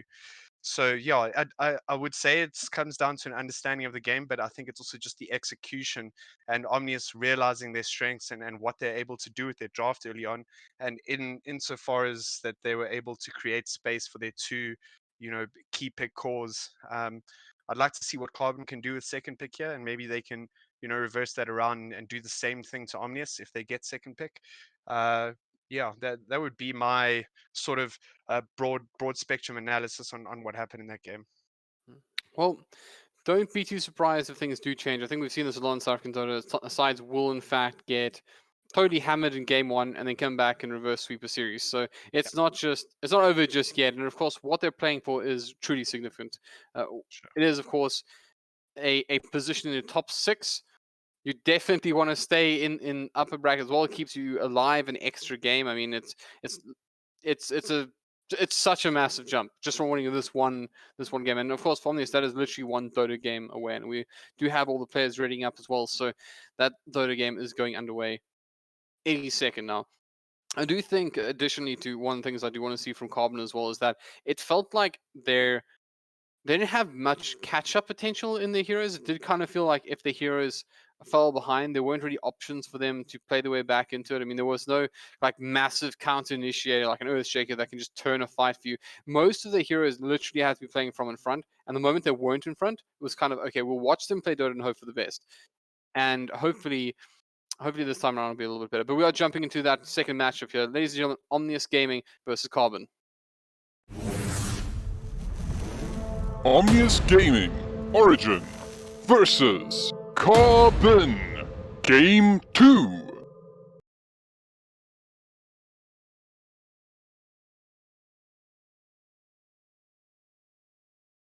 All right, welcome back, everyone. Remaining. Omnius will be banning out 5 first here. Let's remaining. see what they go for. I don't know if we saw enough from Carbon for them to change anything drastically. I mean, I think their banning will likely be pretty much the same in this game. I mean, there you go. It's immediately banned out. But Clockwork, Carbon's going to get rid of, and I believe Clockwork was that was kind of like a pick that didn't, that was not working out for them. Yeah. Yeah. Well, I mean, Omnius did a great job on it. Unique playing that very well, and then we spoke about the pressure that they applied into that Wraith King lane. So I like the ban. I like that it's 10 now seconds remaining. team specific bans. We see the draw 5 inversely seconds coming out from remaining. Omnius, which Carbon banned previous game, and we spoke about how they are meta picks. This just goes to show that Omnius are feeling confident, and the mind games are starting already. They're not bothering to ban out any of Carbon's heroes. They don't seem to be too worried. I am happy to see that Carbon have second pick here, and I'm hoping that they will be able to do something similar in terms of ensuring lane dominance, and maybe pulling an Omnius trick on Omnius themselves. Oracle ban from the side of Carbon. They obviously know that Fury has been spamming the hero. It's very strong currently in the meta. The Purge being great, Heal being great, so much sustain. Oh, and the Tiny's lit through. We see the Tiniest coming out from the side of Omnius Gaming. This, in my opinion, will be a 626 or a unique Tiny. So much burst coming out from the hero, and to be quite honest, picking it up this early limits so much in terms of what you're able to draft. You almost have to make sure 5 that your seconds calls are able remaining. to not be burst down by the Radiant hero, as team well as pick. having supports that are able to save. Speaking of save, we've got the IO coming out from the side of Carbon. I'm loving this draft already, Albert. I don't know about you. Those are some pretty spicy heroes for first picks. Yeah, it really is putting the cat amongst the pigeons in this one. Io and Tiny, two very 10 dominant seconds heroes in their own right. remaining. Of course, Tiny has been, I'd say that definitely the Dire pick team of late in competitive Dota. But Io, that's one of those heroes, man, that you just never count out. If somebody is a good Io player, they just do so much damage. So let's see how that works out. AA, though, picked up alongside the Tiny. What do you make of that one? Well, I mean, A being a natural counter to IO, Radiant obviously team the back. A ulti can be dodged, but it does make things very difficult. Once here is frostbitten, they are no longer able to heal, and IO's his ability to do what it is that he's there to do is all of a Dire sudden cut team short. ban. So it's a very good pickup. I don't think the hero is currently meta though, just in terms of his ability to do as much as other current position fives in lane. That being said, we have seen it run mid in certain scenarios. I don't think that we'll be seeing that today. But yeah, a very nice counter to IO. 10 seconds What they have remaining. picked up here on the side of Carbon is the Legion. Radiant I would team expect this ban. to be an IO Legion lane, especially with the AA pickup, A being a slightly slower support, not necessarily able to deal with that early aggression from the IO and Legion until he has his level 6. So yeah, that's a very high tempo draft from Carbon already. 10 That being seconds said, remaining. Omnius also having the Tiny able to burst things down, and you can bet your 5 bottom dollar that seconds Tiny will remaining. be running around looking for that IO 24/7, being able to pretty much get rid of him as soon as he has a blink dagger. It's just kind of awkward, right? Because you can kind of toss the IO away. He's literally like a Yeah. little beach ball. So if I can't remain linked to something, it is totally reasonable. Just blink on the back lines. Just forget about trying to kill the IO. Just toss them far away from a fight, and then burst down your opponent. It's kind of a weird, like options that are available to you. I like the LC though. I'm a big fan of LC. Just the duration of it's disabled. Just treating it like actually another thing about it, I think there's the longest stun in the game if you consider LC a stunner. Dual. Yeah, no, Yeah. it's big. Obviously, it's a double-edged sword. If you don't have enough damage in your team, it's effectively going to benefit the other team. And LC is one of those heroes that needs to be ahead at all times. So it's a it's Dire kind of a team similar ban. scenario to last game where Carbon want to be ahead early on and they need to pick accordingly. Let's just go back to the draft quickly, team Halbert. We've got Gyro, Bristleback, and Spectre bands from the side of Omnius, obviously being the classic pairings to Io. And then from the side of Carbon, we've got the Troll Warlord, Slark, and Faceless Void bands. Troll Warlord being particularly good versus the Legion, Radiant Slark being team particularly pick. good versus the IO, and Faceless Void being an all-round strong hero and able to deal with both the IO and the Legion. With that Chronosphere, you can pretty much trap everyone in. Okay, so it looks to me as though it's going to be a position 5 IO. I'll be interested to see what they pair that with. Now we have an even 10 higher tempo seconds off lane. remaining. Halberd, we've got a Tusk Legion. My word, the amount 5 of damage seconds that's going to come remaining. out early from that lane is absolutely savage. Oh, and AA cannot get out of it. He's not fast enough. He doesn't have enough disable. With the tag team from Tusk and the ability to close that gap early with the snowball and as well as trapping heroes with his shards, it's going to be difficult. So we're probably going to see another jug, I would imagine, or even a life stealer coming out from the side of Omnius. I don't see how else they deal with that lane. And I think that Carbon have kind of drafted them into a corner with their position 1. Maybe not in terms of the entire game, but laning wise, your options are pretty limited. I must say, if we do have a Tusk LC against an AA, it's also the one thing that also just buries you is just press the attack because you just have no options. There's nothing you can do. You try to stun someone, you try to disable someone, you just lose that ability as well. So lifestyle, but you call it perfectly. Yeah. It's going to be that life stealer that's picked up here in response. I actually really like it. Bear in mind that you now have a assortment of very, I'd say naturally high HP heroes. Obviously, even IO doesn't mind going for some. Yeah, it is a strength hero. We'll get some, items that does naturally raise it. So Lifestealer's got a lot to work with here as far as just chowing down on some HP. Well, I think the most important thing for the LC here is that he's able to get out of this laning situation with the snowball shards. It's not too much of an issue for him. But most importantly, he's able to sit and sustain himself in lane. You can see the position 5 and position 4 from Origin not really helping out with the sustain in team fights. There's no heals coming in or saves. They're gonna have to pick a hero that's able to do that himself. And the only options are the Juggernaut and Lifestealer. That being said, Lifestealer, I feel, a very underrated hero in this patch. He has a natural BKB, he has a natural lifesteal, he has a slow, he has a second life and a save with his ulti. If you had to look at that in terms of items that would need to be bought to do the same thing, the hero at the moment for me is the most all-round carry. Maybe not the best, but yeah, the most balanced. And we'll be able to see Omnius and Tatsu in particular getting the most that he can out of what would otherwise be a very difficult lane. I don't know if you agree, but I've always seen, I would say, Lifestealer and Juggernaut, if I'm perfectly honest, to be almost the Rubik's of carries, where they just can kind of work with most drafts. So they're fairly reliable to pick up. And that's what they've gone for here in both matches. Obviously, the first one using the Juggernaut, now reverting to the Lifestealer. So definitely some options available to them there. Let's see how Common deals with it. Because I will say one thing is that if LC does get ahead and is in a good position, that's interesting. I was going to say if LC does get ahead and does make it a little bit easier for him to deal with the life stealer, just controlling him, making sure they don't even have to worry about kiting him. They can just hold him down even in his enraged form. It obviously does a great deal of good. But PA coming out here, that's a pretty interesting one. 10 seconds remaining. Hobbit, it's historically a natural counter to Lifestealer, and I see what they're trying to do here with regards to picking it up. I think that with the current meta, that's not the case anymore. Lifestealer being a natural halberd carrier, natural MKB carrier, is perfectly able to deal with the PA at all stages of the game. That being said, there's another natural MKB carrier picked up in the Wind Ranger. I would imagine that we're going to see that as 10 seconds remaining. Sure. Well, it's a very versatile hero. I would imagine that it's going to be on 626, but it could also be running unique with the tiny run mid. The problem with the PA here, the biggest problem that I can see is the burst that the tiny is going to have, which is going to mean that it's a very, very difficult game for the PA. Yes, it'll be a PA IO lane, but IO's sustain is almost 10 seconds remaining. it's dead slow in comparison to the burst that Tiny puts out, right?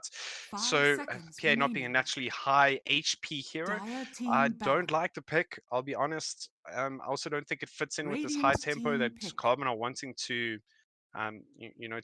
implement. But maybe they know more than I do. Let's see how that one plays out. And the Quap and Lena ban from the side of Omnius Origin, and the Meepo and Voka bans from the side of Carbon. They know that 626 likes these heroes, and they're going to make sure that those are out of there. I want to add one more thing to it as well, by the way. Sure. What you were saying about the Tiny, 5 I seconds 100% remaining. agree with. But there's something else on top of this as well. You now have effectively got a hero that doesn't really contribute much to damage by itself, and 3 melee heroes. You're pretty much walking into Ravages at this point with against the Tiny. And as you mentioned, the Tiny is going to be able to do enough damage to really deal with the PA, but the IO can't even save him because you get the ALT on top of that. But now everyone's clustered on top of potentially a Phantom Assassin trying to save it. Yeah. They have Look, problems, and this is not Howard, even considering the potential blink dagger on the Tiny leading to a lifesteal on top of that. I'm going to quickly squeeze in here and say that Origin are probably going to pick up the Magnus here. And it's as you say, 3 melee cores, getting that in there, being able to buff the life stealer. What do you Dire do? team Well, pick. let's see what they pick up. Oh, it's a tide. Well played. Nicely done, Howard. Yeah. I mean, to be honest, I was talking about the Avalanche being a Ravage, if I'm being totally Oh, honest. But now they have the real Ravage on the deck as well. they But have the actual Ravage. but it's I mean, it's 10 exactly what I mean, it is the seconds same point. And that's exactly the point that we're making. Is that how do you deal damage when 5 you're seconds walking into this like cluster against AoE disables with melee heroes like this? And I mean, now they're bringing out the once again the actual Tidehunter. Could have been the Magnus. Both were just as good in my opinion. And well, what do now? And I also, in fact, on top of that, Tidehunter is actually. I actually agree with Tidehunter here for one reason. Well, Anchor Smash, man. Like, how do you deal damage at all at this point? You forget just dying. How do you actually hit things? Look, if I'm an occasional position 1 player, and if I was a PA walking into a tiny tide lane, I would have already in my mind You may called now GG. That is select your terrifying. heroes. All right, and the puck pickup. Look, this is actually a very good puck game, and for a couple of reasons. They now have a bit of magic burst, some range, something that lanes well versus the Wind Ranger. That silence, surprisingly, very very good versus Tiny and Lifestealer. Lifestealer, half of the hero's strengths are essentially its ability to BKB with its Q, and Puck being able to stop that. So yes, very good pick here. Does it change the fact that Carbon's draft is inferior? I don't think so, but nonetheless, nice Puck pickup. Yeah, I think it's just about checking boxes at the moment. I mean, if you look at like team fight, that you could, I guess, say that Puck is a good team fighter, but it's not as good a team fighter as Tidehunter, Tiny, and AA, and it doesn't have much backing it up. As far as the cores go, like Lifestealer, sure he can be silenced, and there isn't, I would say, a real save, but there's so much stun that it doesn't matter because if you do get off the silence onto the Lifestealer, well, you're probably just going to have Tidehunter blink on top of you, or run on top of you, or the Tiny toss him. And there's actually so many options with this lineup, and Carbon just aren't checking enough boxes. I feel like Omnius pretty much check all of them, with the minor, I would say, exception that they don't have. In fact, I was going to say they don't have the most amazing of like creep clearance, but to be perfectly honest, Tiny can do that if he really wants to as well. So they're pretty much golden, and I don't think Carbon have enough answers. I think this is 2-0. Yeah, that would be my prediction. I would love to be proven wrong though. I'm excited for for some real competitive Dota, some nail biting stuff. But looking at the draft, I've got to agree with you. I think that this is looking like a 2-0. Well, let's see if Carbon can prove us wrong. There's the Caster's Curse, of course, and you never know. At the end of the day, having the better draft on paper does not necessarily mean you have the winning combination that you need in that particular matchup. So let's see who does in fact come out on top of this one. Of course, Ominous Gaming Origin taking on Carbon in this possibly deciding game here of the series. I mean, I'm curious to see what Origin decided to start this one off. Last time we saw they were very sneaky, moving towards the mid lane. This time taking a very different approach. Once again, I think the level 1 spells undoubtedly favor OG at this point. But Omnius can do a lot more with the level 1 abilities. I mean, you have I was going to say you could potentially hold on to Spellful Gush. That hasn't been done. But even then, you have stuns on the Tiny. Okay, never mind. Everyone's picking spells. Never mind. Just pick your spells. I was gonna say you have options if you want them, and then I'm just clicking around, seeing that like literally most of the players just like nah, we're just gonna level it up. We're cool. I really want Chilling Touch in lane. Like I really want it. I'm not gonna worry about First Blood. I'm getting Chilling Touch. Yeah. So okay. So actually, not a huge amount of kill potential in the end. Tiny could still cause problems though. Yeah, it's all about the toss, really, right? If OG play this correctly and they do catch these guys, there's every possibility that they're tossing someone onto spooked on a tower, and then the tower will do most of the work. Admittedly, though, I don't think you want to The fight battle into begins. tag team, and that's exactly what they're going to find here. They do back off. They respect the tiny. They will go 2 apiece anyways. No one takes any damage. No resources used really. So I think there was like not even a hit on anyone. Well, I Yeah. tried. That was peaceful, right? Yeah, very peaceful. No, we can always get along in this game of Dota. What do you say, guys? Put down the swords and magic. Let's just pick up bounty runes. See what happens. The creeps can do the rest. All right, so I'm quite interested to see this mid lane, Howard. Like we saw 66 do an incredible job in game 1, and now he has a bit of an unfavorable matchup, in my opinion. Let's see if he can maybe do something with it. It'll be a good matchup, I feel. I'm quite excited to see what happens there. With regards to the top lane, I think it's a foregone conclusion. I think that Tide can practically solo that lane and still come out on top. I actually think he should. I genuinely think that Unique should just make his presence known elsewhere, because they can't pressure the Tide at all. There's not a thing they can do, and he can pressure them, especially with levels. Correct. That being said, like, I don't see how Tatsu comes up second best here in his safe lane. I don't see how Carbon do anything. Like, Alvin can tag team as much as he like. Tatsu's just gonna be able to regen through that damage without a problem. Well, they have managed to pull this creep wave back as well, so nice work by Unique. He seems to agree that his job is just to be as annoying as possible. Heads up, collects creeps, returns them to Tide. I feel like that's pretty simple. And even for the there's no pressure here. Like, this Tiny can just do this. There's no pressure anywhere, and that's the problem. I say the closer you have the pressure once again is the mid lane, but even then, I mean, you mentioned that it was somewhat favoring the puck, and I don't entirely disagree. But this is also one of those like old school mid battles that people used to have. This was considered one of the more balanced mid. So I definitely think you can win with the win range. I think if you're the better player, you aren't too scared of this. You just don't get silenced really. Yeah. No, you're absolutely right. But remember, we spoke about how Carbon now, with these heroes, need a high tempo draft. They need to be running around as 4, causing all sorts of problems. And if they're not pressuring from this early, I believe that Omnis just win the lanes, right? And it's a similar situation to last time. Hey, we have more net worth, we have more items, we have more map control. How are you going to out-tempo us? And we see in that bottom lane, Dax going down. Yeah, I'm not too sure exactly how that happened. It was totally unexpected.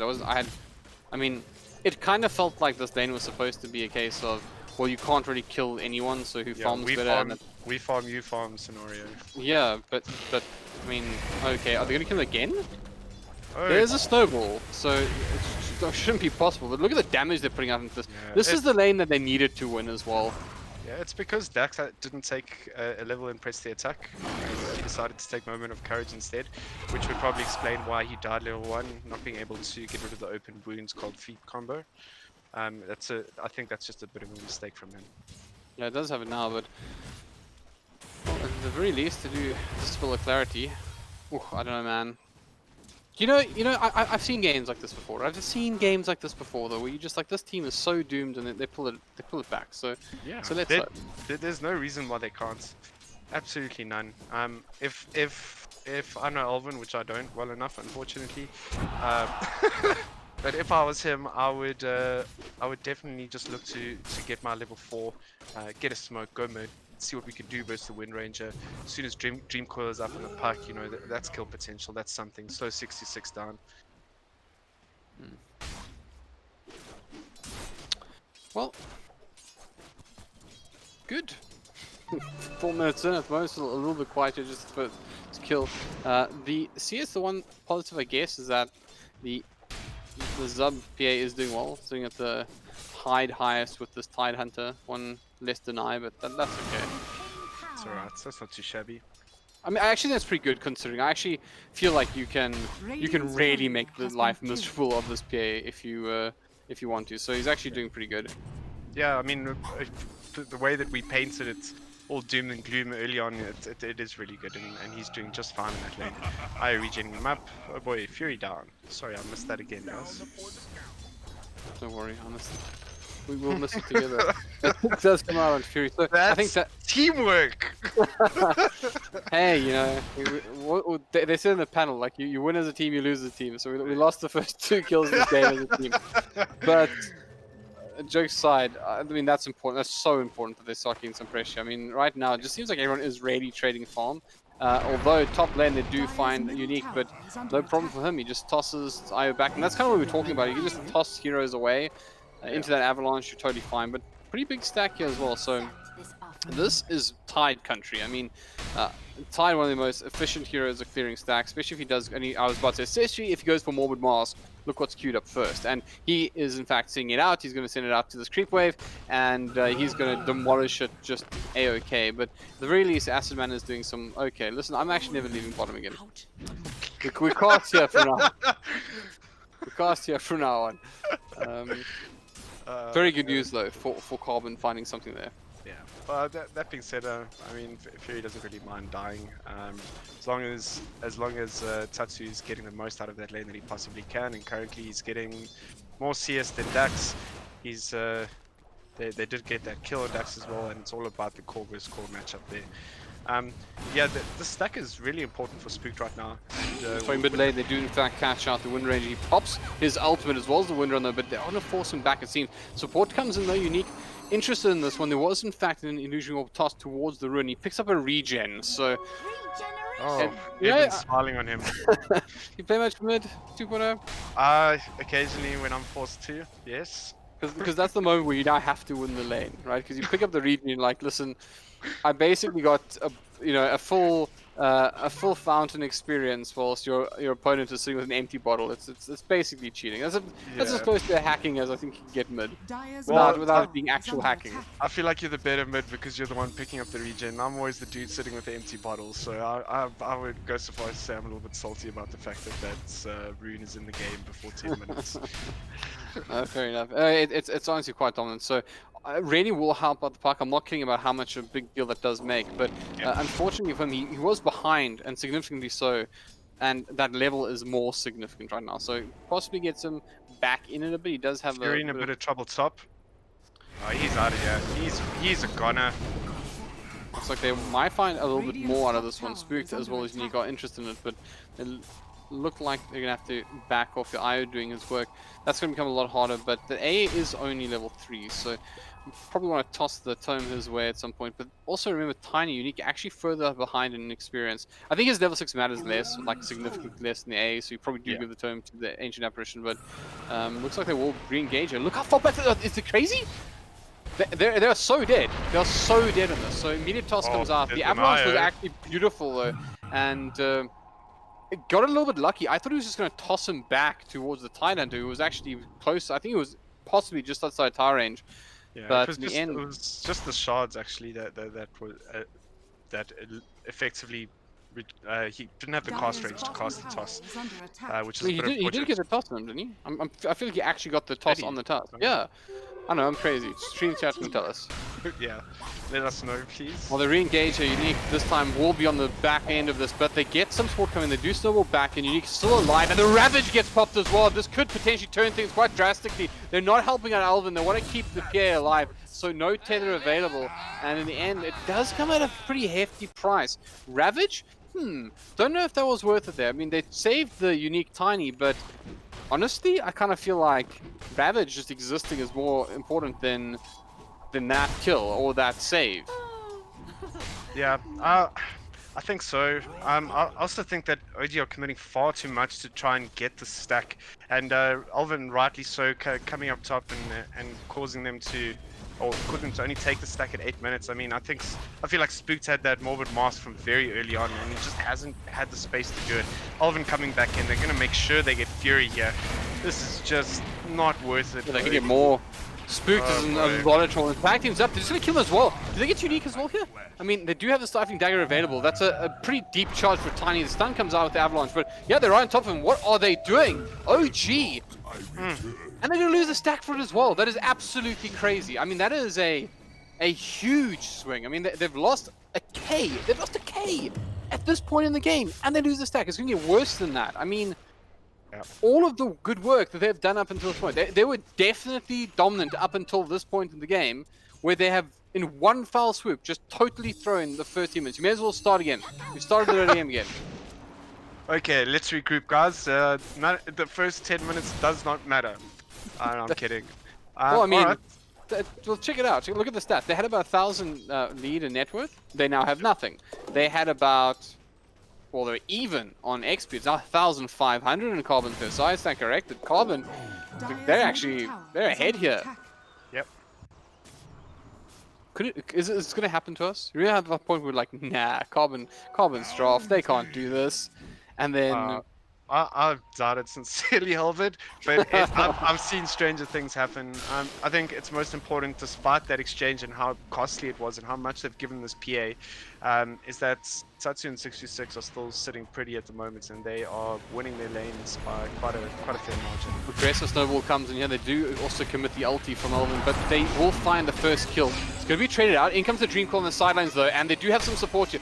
Ravage available in 5 seconds. Just keep an eye on that one. Zub standing his ground. The Ravage is likely to pop. There it is. Comes through. Going to keep 66 alive. And the IO on the back line still alive, being ignored for the most part. They're re-engaged back into 66, but they aren't able to finish the job. But they do have more. The duel is there. OG falling apart here at the moment. They're trying to walk back in. Unique crit brought down. Tied to the back line. Wants to kill the IO. Does do so, but it might just pay with his life. Dax in the backline is just biding his time. Doesn't have much to work with here, but of course wants the experience. Why not? Carbon pick up a couple. They still want more. Fury, you're going to get scouted out. Fury's going to be brought down, and they're going to bring in the life stealer. Can he make this work? Does he win this, or does this turn around terribly? They lose a courier as well. The stun comes on to Zubs. He doesn't have much options, looking for something to blink to, but nothing available just yet, and they should be able to track down. Unique will come back and misses the avalanche, and Zubs is helped out by the puck now, and no toss available. The range is quite different on the sideline. 6-6 finishes the job. Phoenix, he tried to get up, but the toss was beautiful. Phoenix is going to be brought down. OG, why weren't you playing like this before?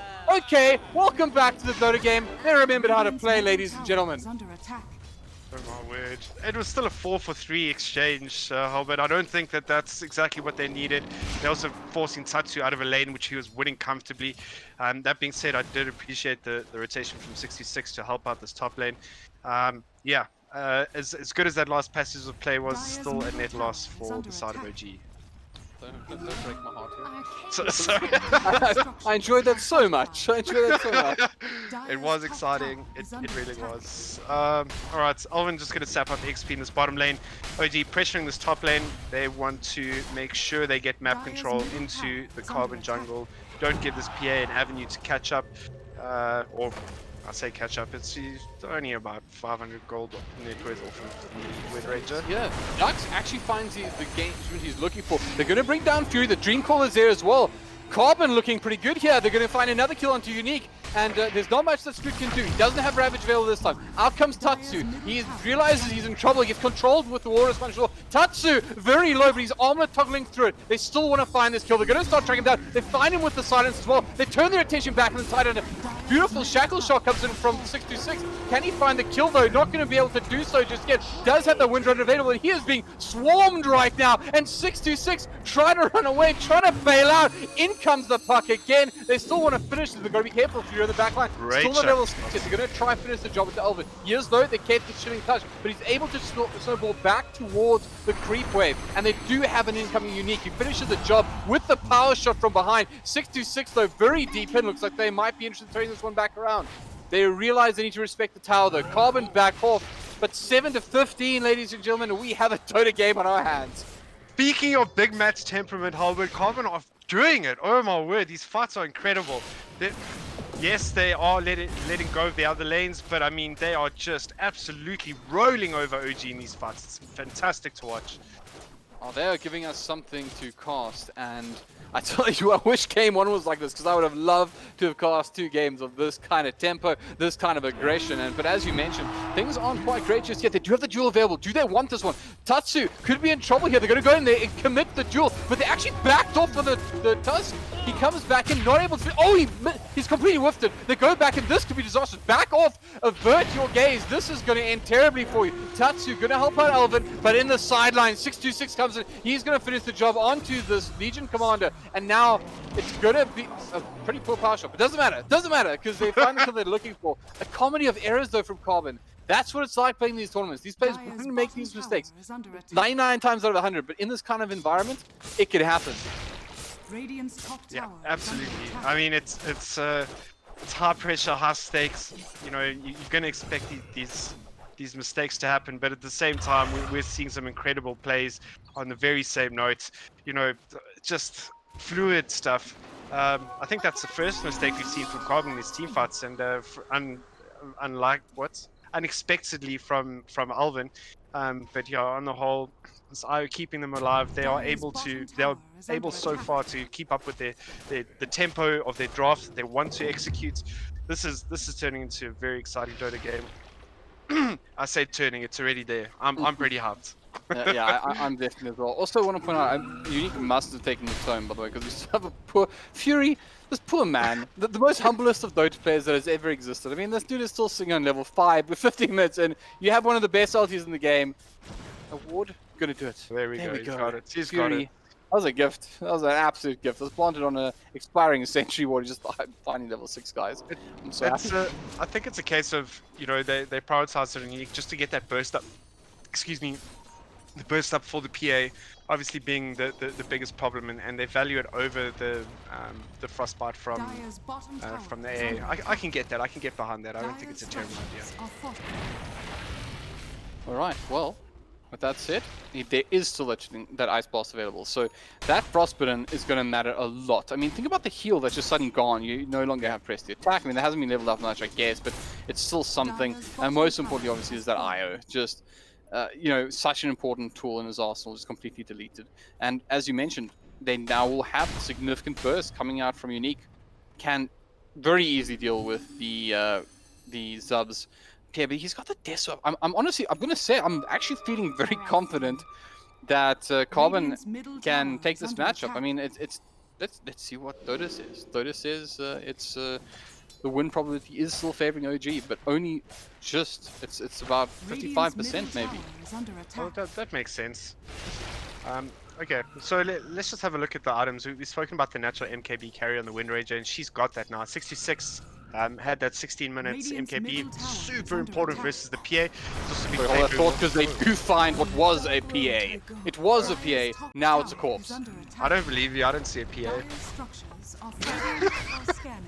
I don't know if the PA is still the PA, man. That is what we were talking about in the draft. I love when players that prove us right. When we talk about the fact that, like, that Avalon toss combination could delete something, and hey, you could stick a life stealer in it, and that's exactly what happens. Smoke comes out though, so you may have to hold on to that item summary for just a minute, because we're gonna have some action here. 2.0.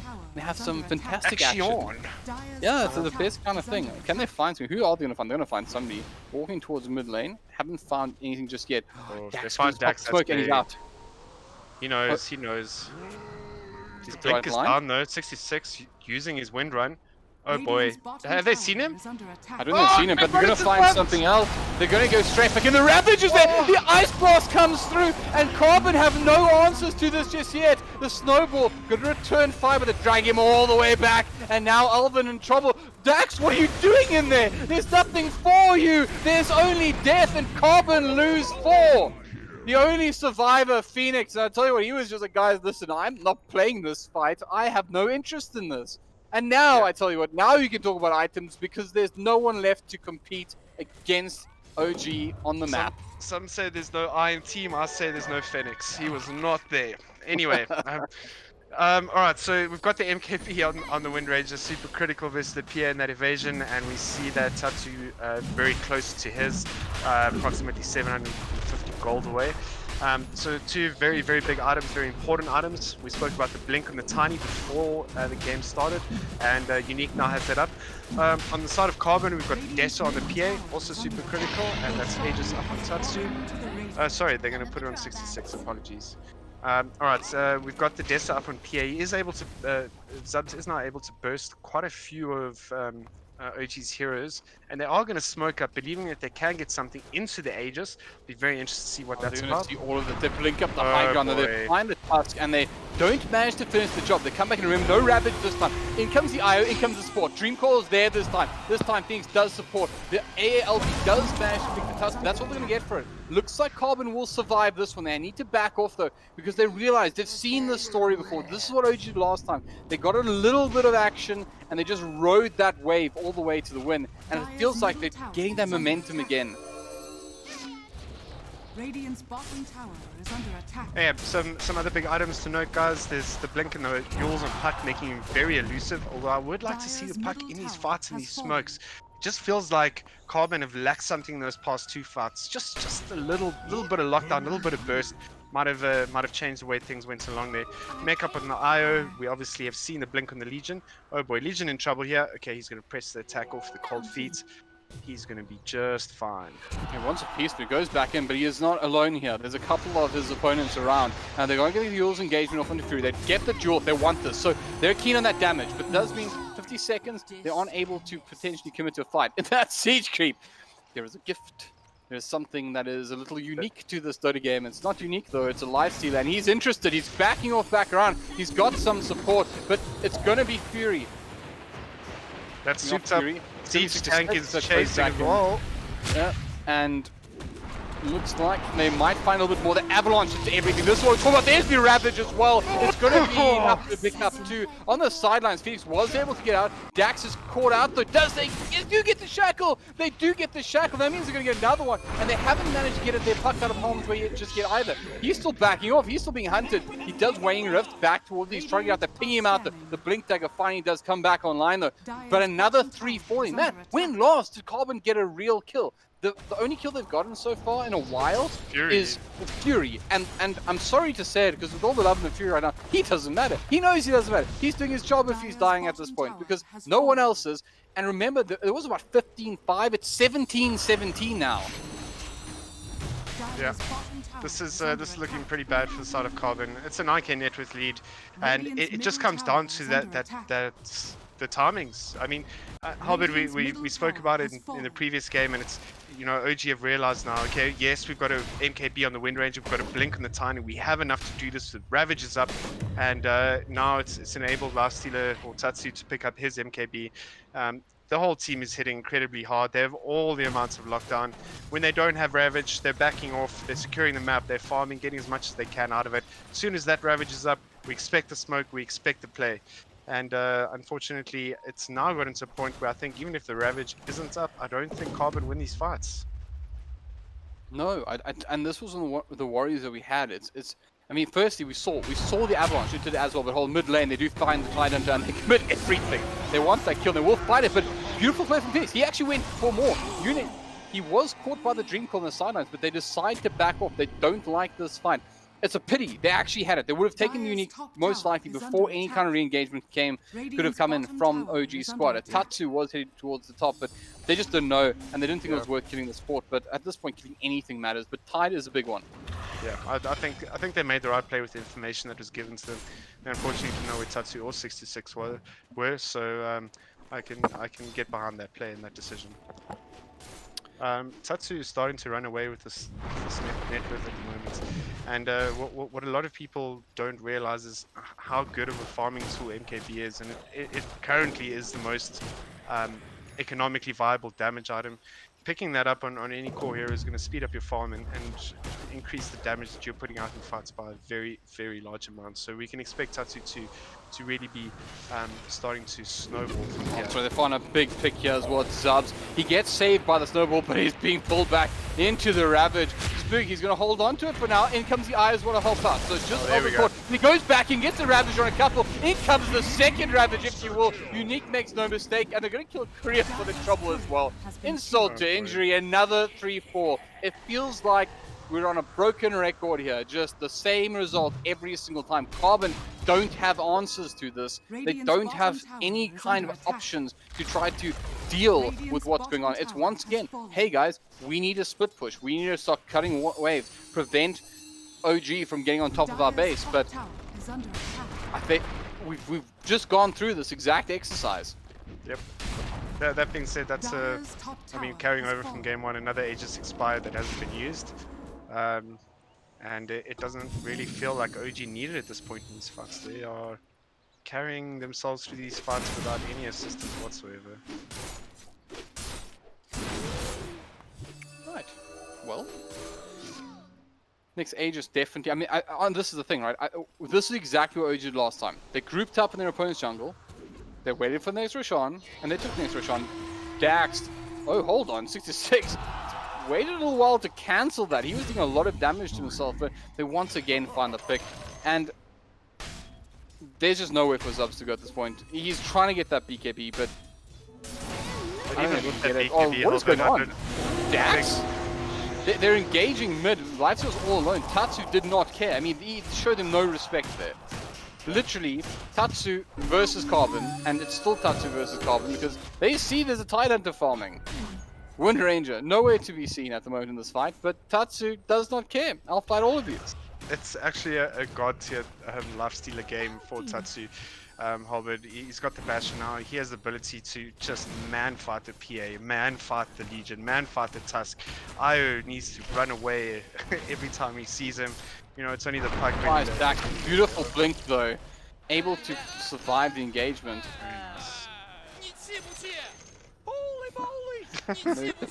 We're tipping Unique. Let's blame Unique for this one, right? Bit of banter between the team, I like it. I think, to be honest, it was, I guess, a bit of misplay. They could have possibly tossed his lifesteal or something. But the blink was just good. It was just a solid blink, right? No, absolutely. Get the blink from the fog. It was a long blink. It was. Yeah. Oh boy. Just looking at Tatsu farming mid, if I was Carbon, I would already be terrified. What do you do versus him right now? I mean, you pretty much have to silence him and duel him where no one else can assist. Oh, top lane. Goodbye, PA. 66. I mean, he's died literally in this position at least twice in a row, maybe 3 times. He's just trying to find some farm. He walks out here, gets killed. Walks out here, gets killed. I also think it's a misplay from Subs. That is, I mean, all their lanes are dead right now, but effectively the dead lane. He needs to be farming in the Radiant bottom jungle and Radiant bottom lane. Like that is not the place that he wants to be, where OG has so much control and so much vision. Doesn't matter if you have blur. Like that is definitely the wrong position to be in this game, and that's his mistake. I mean, you can see Phoenix doing a much better job of this. He's been down here in this bottom area for a while now. He's getting some sort of farm. He's the highest net worth on his team, at least able to, I'd say, somewhat provide some kind of threat. Yeah, absolutely. And this is where you want to be. This is I'd say, we're behind 101. Go farm on the other side of the map. Go push out your lanes. And unfortunately, although I appreciate that he may want to push out those lanes, he can't. There's absolutely no way for this PA to do so. And I mean, well, yeah. look at his item exactly why. He's linked out what he wants. He wants to buy 4 rapiers. I mean, I feel like if he can buy 4 rapiers, maybe they have a chance. In comes Dax. He's gonna find the engagement onto the. I actually want to say the now victim. I thought he was actually going to win that one, but the support is coming back in. OG managed to get himself caught in a dream call, but of course Tatsu doesn't care, goes in, and he just eviscerates the puck as well. Now has a full Abyssal Blade up, so guess what, guys? This Lifestealer has wings now. Oh my word, that was a lot of damage. I actually wasn't expecting that much damage to be coming out of Tatsu, but it felt like he pretty much 3-shotted the puck, or 3-shotted Phoenix. That's pretty big. I'm pretty sure he did. I'm pretty sure he did. He just destroyed that man. And unfortunately for him, he is trying to get the what looked like originally he was going for the Ags, but even now lining up the travel first. But he needs that Ags badly. Once he has it, at least then he can kind of prevent Lifestealer from being obviously he'll then have the penetration of the stun. But this looks like this maybe all she wrote. Looks like OG now have found their next victim, and that next victim is relatively tiny, must be, or a Greeble or something, it's Roshan, and there's absolutely no ways the Carbon will test this. No, not even close. Yeah, Tatsu still has that DD up now with the Aegis. He's going to be able to... Oh, they find Io as well, and they're going to toss him back, all the way back to Fury, and absolutely no way out. This has felt very sloppy for the past 5 minutes from Carbon. Alvin going to go down as well now to 66. Tatsu at least getting the last hit. You know, just being out of position, and after that pick off onto 66, like instead of overextending or moving further towards the Radiant, simply backing would have been sufficient. Dire's And, top just tower is feels under like they're a bit attack. out of sorts here, a little bit rattled from the side of Omnius. Radiant's bottom tower is under attack. It does somewhat feel like they maybe have they've just run out of steam, right? Like there were moments, there really were some great moments, but it's turned into Dire's structures are fortified. well, just fortifying your base and hoping for the best. I think that's where you're at right now. You're hoping for the best. You're fighting to an Aegis and a cheese. You don't have many options to engage here. You know that you're getting caught up by that ice blast. Every item required, and you know they're gonna wait for their tough to come back up, but they're gonna lose racks for it. It's a really crappy place to be in as a team as well. I mean, just waiting for the enemy team to make a mistake, and it's quite easy to lose your. Oh boy, Alvin going straight Back in. line. We in fact get the Chulaf onto Fury, but I don't know if that's going to work. Into the Ravage they go, and into the Knight they go, and unfortunately, I think into the lower bracket Carbon go, because right now they are grasping at straws. Phoenix trying to stay alive, goes onto the far side, leaves Mixit, manages to get up, but Ultra Kill and Tatsu still fighting for his Aegis, heads towards the middle lane as well, and absolutely no reason to slow down. They still have everything that they want to fight with. Don't have a Ravage though, so maybe there's something in it, but all those buybacks result in no kills, 2.0. Yeah, nothing whatsoever. And it's... Okay, sorry, it was okay, subs? What? Why? Okay. Oh boy. Okay, so subs is out, that's a dieback from him. And quite honestly, even with an eye behind you, I don't think that Zubs had any chance versus Tatsu. He just has too much. Alvin going in.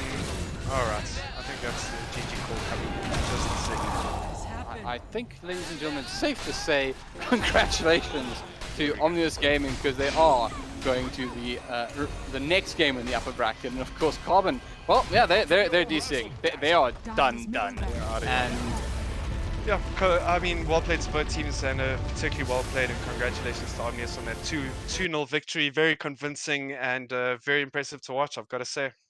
Thanks, Albert. Yeah, I mean, don't go anywhere, guys. We do have actually a winners interview coming up shortly. I believe it's 626 that'll be joining us. Okay, excellent. Yeah, so I'm looking forward to that one, to hear what he has to say. But once again, it felt like Carbon, they had their moments. There was in fact a point. There was a point in this game, literally, because if you look at the graphs, it's just a point. But there was a point when they even had the game in their favor, Gaben himself said that they were going to win it. And then Omnia said, nah. And look at that. Just look at that. No, it comes down to those timings again, Albert. It's okay. These are the items that we need, X, Y, and Z. In this case, it was the Blinks and the MKBs. And in order to deal with Carbon, and as soon as Omnius had those items, they didn't hesitate. There was an immediate smoke up. They made the play to win a team fight, to go back and get the Aegis, and just from there it started snowballing. I mean, from the side of Carbon, they could have done the same thing. You know, wait for that BKB on the PA, push that. You know, finish the Greaves on the IO or whatever it is that they needed. And instead, I think that Omnius were just a little bit quicker onto the ball and onto realizing what it was what their win requirement was. And very nice to see. It's almost clinical, really, the way in which they approach that game. Yeah, no, they look good. I mean, it's obviously, especially when we got to see Carbon play, that they were like a skilled side. They were able to hit their spells mostly, except when you auras punching creeps. But you know that happens. I mean, we can definitely forgive Elvin, because I think he was definitely my pick of the players from Carbon tonight. So I definitely forgive him for that one. But the point is, they can play Dota. They really can. But you know what the honest truth was? I mean, it's just looked great. Honestly, just looked great. Yeah, 100% agreed. All right, so I would like, let's take this opportunity to welcome 626, winning his first upper bracket matchup here alongside his teammates. 626, welcome to the broadcast. Great to have you here. Hello. How are you feeling? So how does that feel? Does that feel good? Do you feel good right now? Yeah, that felt good. Yes, it did. I mean, you had a killer game on your Wind Ranger, so I mean, probably a nice hero to go up against your opponents. I mean, kind of the old school battles with Puck versus Wind Ranger. Have you done a couple of those in your life? Actually, that was actually one of the fewest ones I've done. So a new matchup for me. Right. Well, honestly, once again, congratulations. Tell us what was going on in your camp, though. I mean, what was the... We were chatting at 2.9, we were discussing the fact that it felt like you guys knew how to just abuse your power spikes. Is that a fair reflection of what happened, or is there something else Yes. behind the scenes? Yes. We were playing around all of our timings. Everything was pre-planned out, suspected the drafts they had, and when we hit power spikes, we just hit the pedal down non-stop. Yeah, I've got to say, Henku, that with you having your MKB and Unique having the blink on the tiny, you guys immediately made your play. You guys pressured at the right times, even when it seemed a little bit scratchy. I mean, Carbon were team fighting very well early on and causing all sorts of trouble in that top lane for you guys. But yeah, again, really well done in the timings, and like you said, it looked like you guys had put the time in, and it looked like it was clinical. So very well played on that front. Thanks. Thank you very much. Yeah. The top lane was a bit of a weird situation for a while. Well, it's because it's because Speak to Unique put so much priority onto that large camp stack that they made, and they honestly just committed so much into it, and it cost them in the end. But instead of prioritizing that, in my opinion, I'm not you guys. They didn't pressure lane as much, and in the end, they lost the stack, and they lost that fight Yeah. trying to Yep. secure it. Yeah. Anyways, I also wanted to just say really well done. Like, I mean, I've seen you guys playing over the past sort of year or so, and your guys' performance tonight in your first upper bracket game at a VS Gaming tournament was really impressive, and especially well played to you. You've come leaps and bounds. You're definitely a talent that we're looking forward to seeing going forward. Thanks. Thank you very much. So before we can't release you just yet because I'm sure there's a lot of Not yet. there's a lot of unsaid things we're curious about. But I am curious to know what is like your mentality going into your next matchup after this one. I mean, are you guys riding a high right now? I mean, you looked really good. Do you feel like you've kind of hit like one of those like really good swings as a team, or was this something you expected with this result? Honestly, it was kind of a bit expected. We have been training really hard. We've been getting ready for most of the teams we might be playing. So it was kind of expected, yes. It was maybe a bit more of a stomp than we thought it would have been. But yeah, everything went to plan. Going next into, I don't know, it's still Inex and XD probably playing still. It's gonna be a tough game. I feel ready for both of them in any case, but it's still a few days of prep before we're hitting that. So yeah. Do you have any spoilers for us? Anything that we can expect without giving away too much? Well, there's a lot of cheese heroes I can play, so you never know. I see a Meepo ban there, and I believe you mentioned your Arc Warden before, so... Don't forget the Visage. The Visage or the Tinker or something. Are there any micro-intensive heroes you don't play, out of curiosity? Beastmaster, because he can't take it mid. Yeah. Yes, that sounds about right, yeah. All right, well, I think we're about ready to wrap it up here, but once again, congratulations on an impressive win. I think that be it XD, be it Inex, that upper bracket matchup is going to be an absolute killer. So best of luck to you guys going into it. Anything you want to say? Or do you have the attention of all the Dota fans in South Africa? No, I'm just keen to play for the rest of the tournament. Sucks to wait for this long, but yeah. I will bring you back for a panel or something. You can tell us your thoughts. Okay, cool. Thanks. Awesome. But great. Thanks so much, guys. Once again, 66 from Omnis Gaming looking fantastic and taking their first victory here in the upper bracket. They, of course, will play against Inex or XD, depending on the outcome of that matchup. And who knows where they'll go to from there. But I think from us, it's been an absolute pleasure casting for you at 2.0. How much fun? I really enjoyed casting with you, sir. Thanks so much. It was an incredible amount of fun. Thank you, Halvard. I really appreciate it, man. And thanks to everyone who came to watch us. And 66, thanks for making it entertaining, man. Have a great evening, everyone. Pleasure, man. Cool. All right. Cheers. Well, can't beat that. So let's call it a night. Ladies and gentlemen, thank you so much. Once again, we'll be back tomorrow, same time, for some more Dota 2 action. But for now, have a good evening. Cheers and goodbye. Cheers.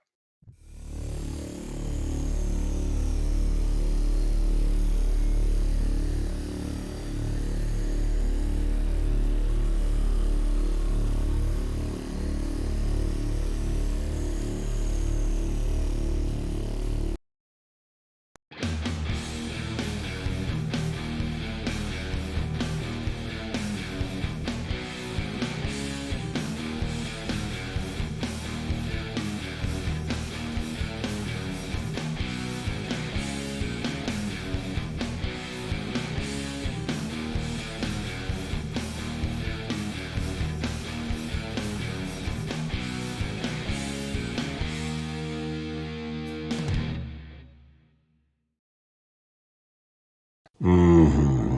Yeah. Mm-hmm.